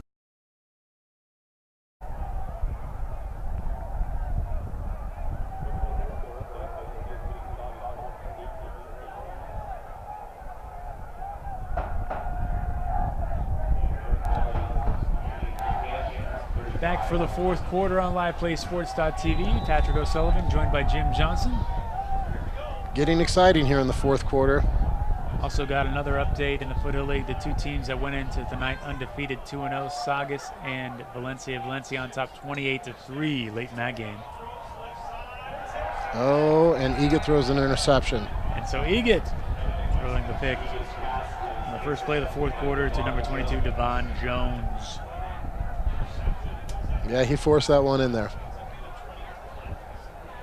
So it's tough because of the play calling at the beginning of the drive. They had that long touchdown to Glasgow. You're down 22. They ran Camacho 3 straight plays, I believe. Yeah, it's a little conservative when you're down by 22 points with 1 quarter left. And in the 2nd quarter, they were doing a great job working the sidelines. It would have been nice to see him come back with that strategy. Absolutely. You put the pressure on the defense here to try to stop Shroud again, or can Shroud stop himself again? Right. 45-yard lane, Shroud out of the shotgun, 3 interceptions already tonight. Shroud under pressure. Shroud throws complete on the run to Jacob Montez, who's hit right away.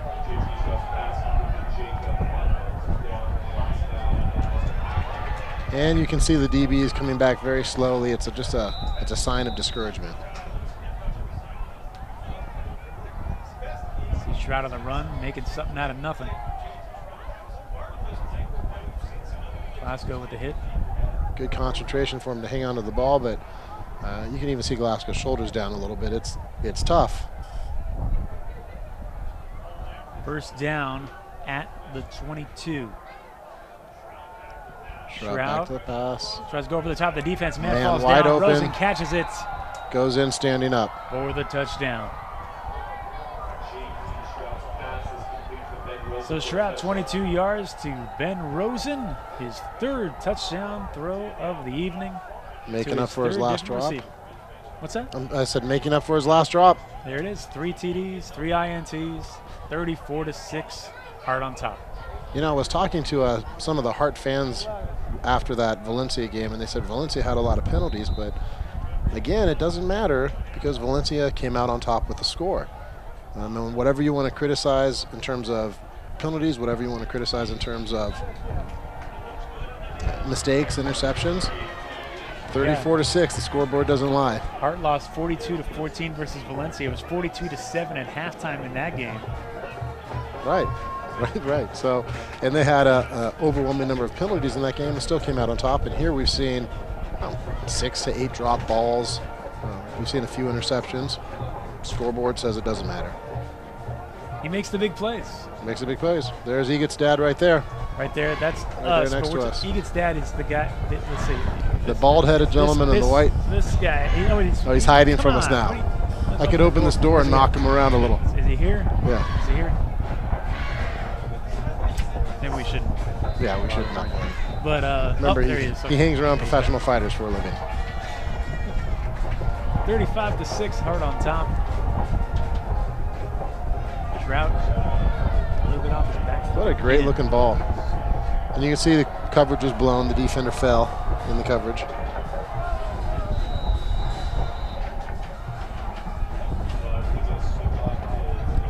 So what do you think the strategy should be now for West Ranch? Should it be airing out the ball? Should it be some of the shorter passes by the sidelines and working the clock? Should it be a few more runs down the middle? Well, 35-6, 11:15 to go. I think you still have to build your confidence a bit. So taking the long view,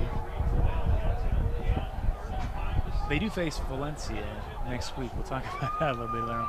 I think you got to go to the short passing game, see if you can string some first downs together, and there we go. You get across the middle, too. And a broken, there you go, get it. That's the kind of thing you need to see. And then set up your chances to take some strikes down the field, because he did connect with Glasgow on that one long touchdown, and hope that the confidence and the rhythm of just getting these short passes complete, which is something Eget needs.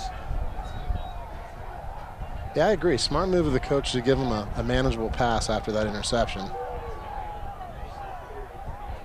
Get him back on the horse. The clock. I mean, 10:50 to go. You can move the chains fairly quickly. Some movement, but no call. Now, do you think they should be fighting for yardage or working sideline? Sidelines, for sure. Yeah, I agree. This time might come back, and if there's any chance, you need all the time you can. A little misdirected energy. Get out of bounds. Yeah, the energy should be get out of bounds and sprint back to the huddle. 33-yard line. You get another short pass this time to Jovan Camacho. Jovan, he looks like great he's moves. Sideline. Get to that sideline, Jovan. Jovan, go out of bounds. Get out of bounds. Go to the 50. Oh, wait, 145. There you go. It's like you proved us right and wrong on one play. I know. Because Jovan, it looked like he was taking a beeline, like he had that in mind. Stop the clock, get out of bounds. And he said, I think there's a little room. And then he said, I'm going to go a little more. Yeah, making it 2-3 here, 4-5 here. I mean, look at him just continuing to fight. You got to appreciate that about this guy. And some great downfield blocking, too, from his teammates. 43-yard line. Eget out of the shotgun. Eget across the middle again. This time Glasgow wrapped up by number 2, Michael Colangelo. That felt a little dangerous. Look at Jovan. Great hard running.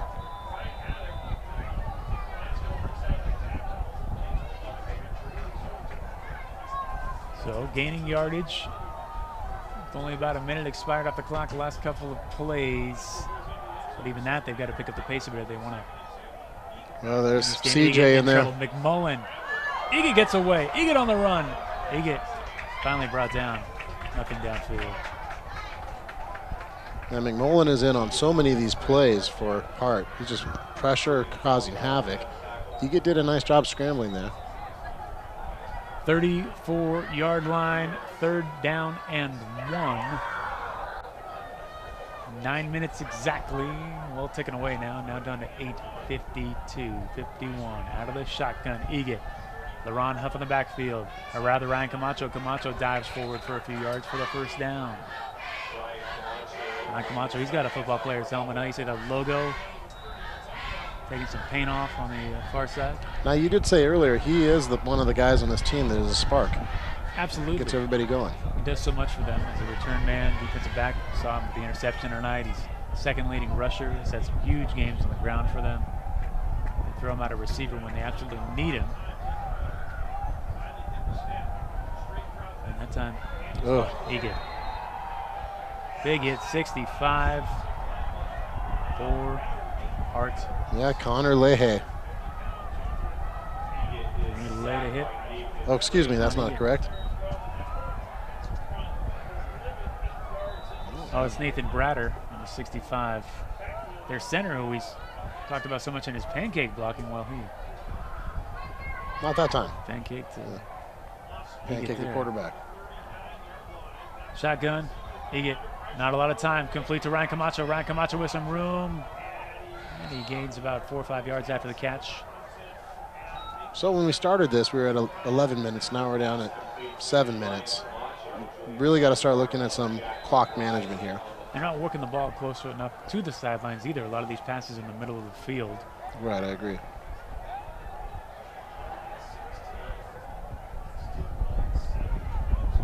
Third and 17 on the scoreboard. Clock ticking away.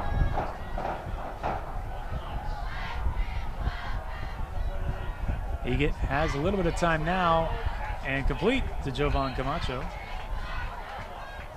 Well, they're moving the sticks more here in the fourth quarter than they have all game.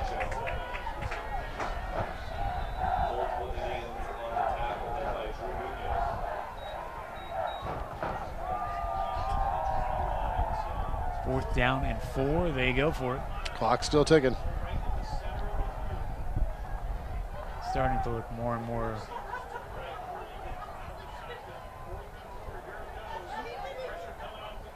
another great pass, out of bounds.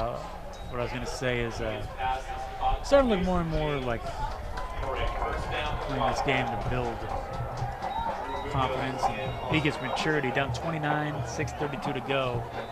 Let's get lucky on a few onside kicks. You know, and regardless of what happens with the outcome of the score, it's going to be really difficult for West Ranch to come back. But if they can put up some points on here and they can build some confidence as a team and show that they had the ability to come back and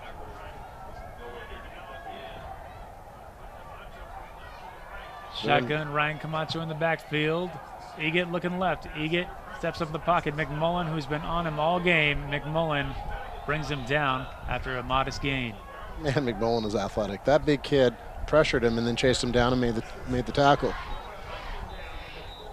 And Eget's more mobile now than he was in the first half. See, that stat's completed his last 7 passes. So that's something to build on. You know, and if you're a West Ranch fan, you've got to be excited by the fact that he's only a junior and he's getting great experience right now. He rolls right this time, and that time it's intercepted by number 22, Devon Jones. Jones takes a big hit, but he stays on his feet. And Hart. Like I said, West Ranch fans, you can be encouraged about next year with Eget. So another turnover by West Ranch. Yeah, and you know, they're in a bad situation because they're down by so much that they have to really try to force it. And you know, more mistakes are going to happen when you're trying to force the plays. Something going on here with the referees.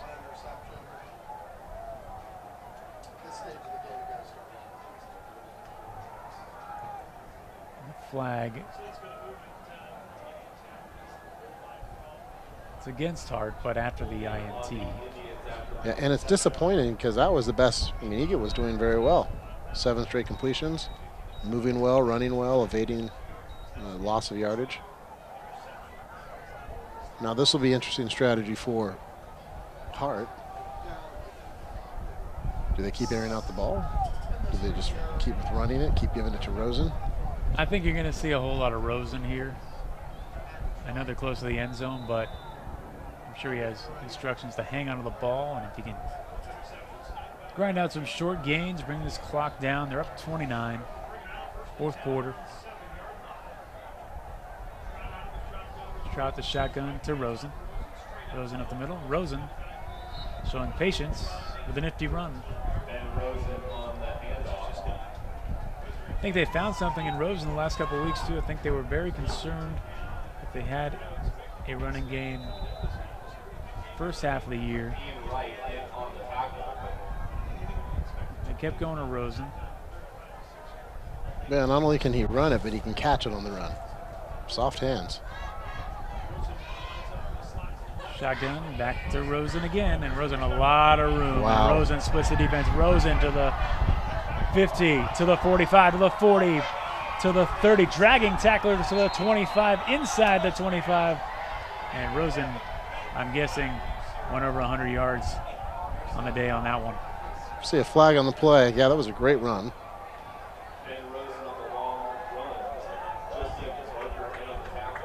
Or not. Holding against Hart. Oh, man, that must crush Rosen. All those yards negated. He sure had a lot of room at the beginning of the run. See if that hold happened at the line of scrimmage.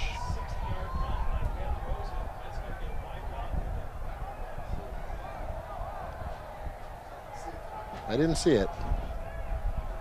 I saw a shove. I didn't really see a hold.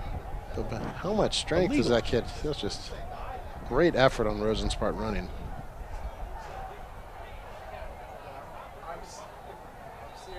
Starting and stopping.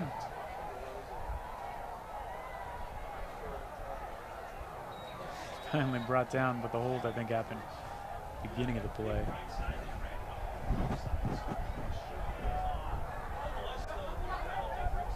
J.T. Shrout is not in the game, right? Or is it Shrout? It yeah, is it still looks like him. Talked about Kyle Bowler, also current NFL quarterback, Matt Moore, former Hart player. Oh, that's right. Yeah, they've got a legacy of putting out good football players. And now Valencia does as well, whose field we're on. Wyatt Egan, their quarterback last year, now playing at Whittier College. West Ranch's QB at Valencia, you mentioned they got standout Michael Wright this year, getting a lot of looks. Shotgun formation, spreading it out. Fake to Rosen, quick pass to Palmer. Palmer brought down by 45 for West Ranch. Anthony Mincy. Mincy getting some playing time, 5'11" senior. No, it's encouraging. It looks like West Ranch has a lot of returning players next year, especially some of these names we've been calling, names like the Camacho brothers, Gallegos, Glasgow, of course, Egret. Brain Balance of Valencia also helping us out tonight, one of our sponsors. Shotgun to Rosen. Rosen slipping the first tackle, but then met by 3. And finally 2 men when it's all said and done. 99 for the Wildcats, showing some energy out there. Arash Gazagi, 6 foot, 250 pound, 15-pound junior, it says on the roster at least. 2:52, clock ticking away. Looking ahead, you mentioned that West Ranch will face Valencia on this field, but as the visitors next week, 7 p.m. October 27th. Hart facing Golden Valley at College of the Canyons at 7:30 p.m. There's the another little shuffle pass inside. And Hart here is just winding down the clock, trying to just keep the clock going. So that's a matchup a couple weeks ago. Looked like it had a lot more at stake than it would after tonight. As West Ranch starting off 5-0 for the first time in school history, on the verge of losing their second straight league game as well.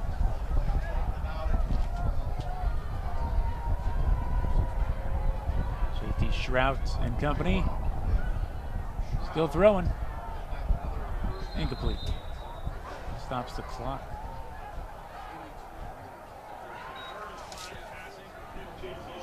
And that Hart legacy, former baseball player, former Dodger, Todd Zeal, Hart alum. And the punt team is coming in for Hart.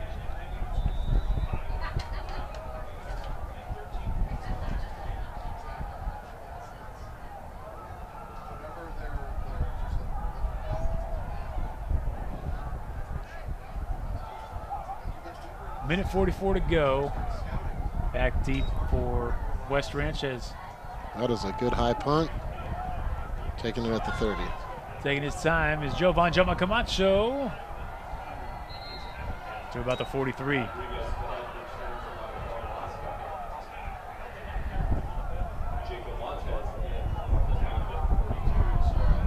Sorry, that was Gowan Glasgow on the return, I believe, number 5.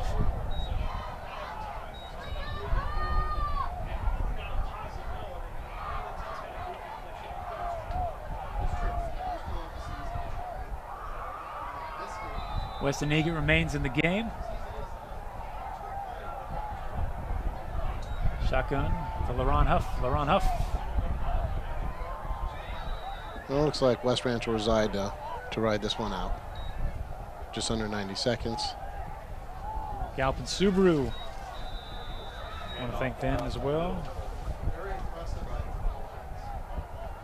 The WRX and WRX STI, one of the top sports cars on the market. 305 horsepower turbocharged Subaru Boxer engine. Pick one of those up. Staying on the ground. Huff trying to get loose. That's another thing. Huff, first 4 games this year, 100 yards rushing in each game. The last couple weeks suffering from the lack of balance in the passing game and not being able to get loose. He only had 13 yards at half tonight. And didn't see a lot of him last week either. He broke so many long runs and early victories, those blowouts they had. So you need both. You need balance, right? Absolutely. Absolutely. One sets up the other.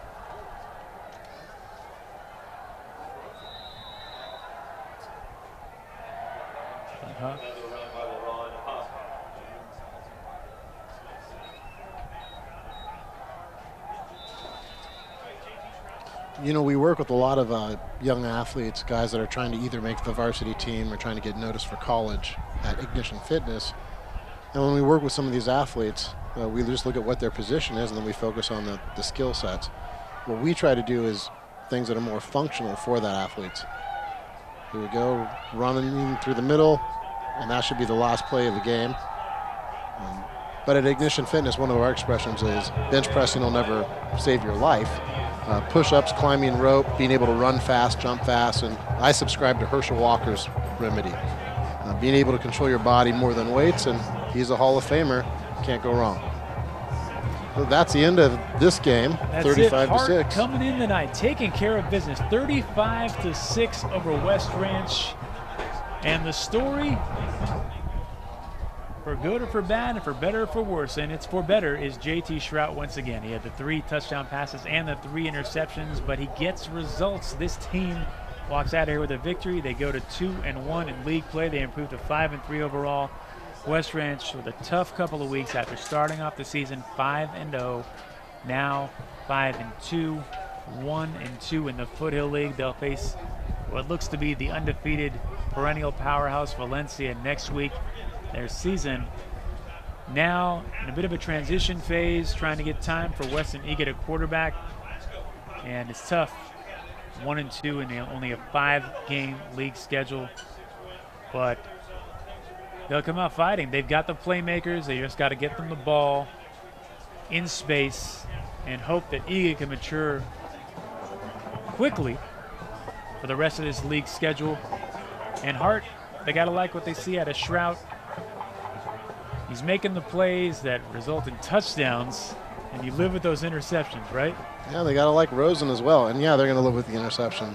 But they showed some good depth, and they mix the ball, they mix it around and have multiple personalities contributing to their victory. And with stuff for West Ranch, they only lost 11-7 last week. The defense did their job. Tonight they faced some tough situations as Hart was given great field position for most of the game early on. That's why the score was 21-0 after 1 and 28-0 at half.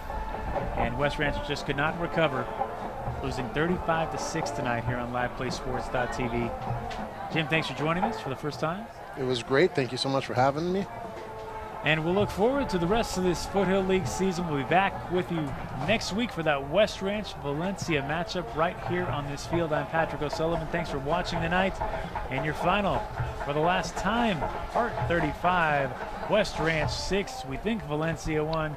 We think the Astros are in the World Series. We know the Dodgers are in the World Series. Go blue. And Jim getting that in there as we sign off. Thanks for watching. 15 times a day he would have a fit. Prior to brain balance, my son was very much unable to focus. Diagnosed with ADHD or a processing problem? Discover Brain Balance. Brain Balance delivers on the promise of a better life for your child and your family. As we went through our first month, huge things started to happen. There was major growth in her fine motor skills. It's been an amazing transformation. Find real help for your struggling child. Call 800-877-5500 or visit brainbalance.com.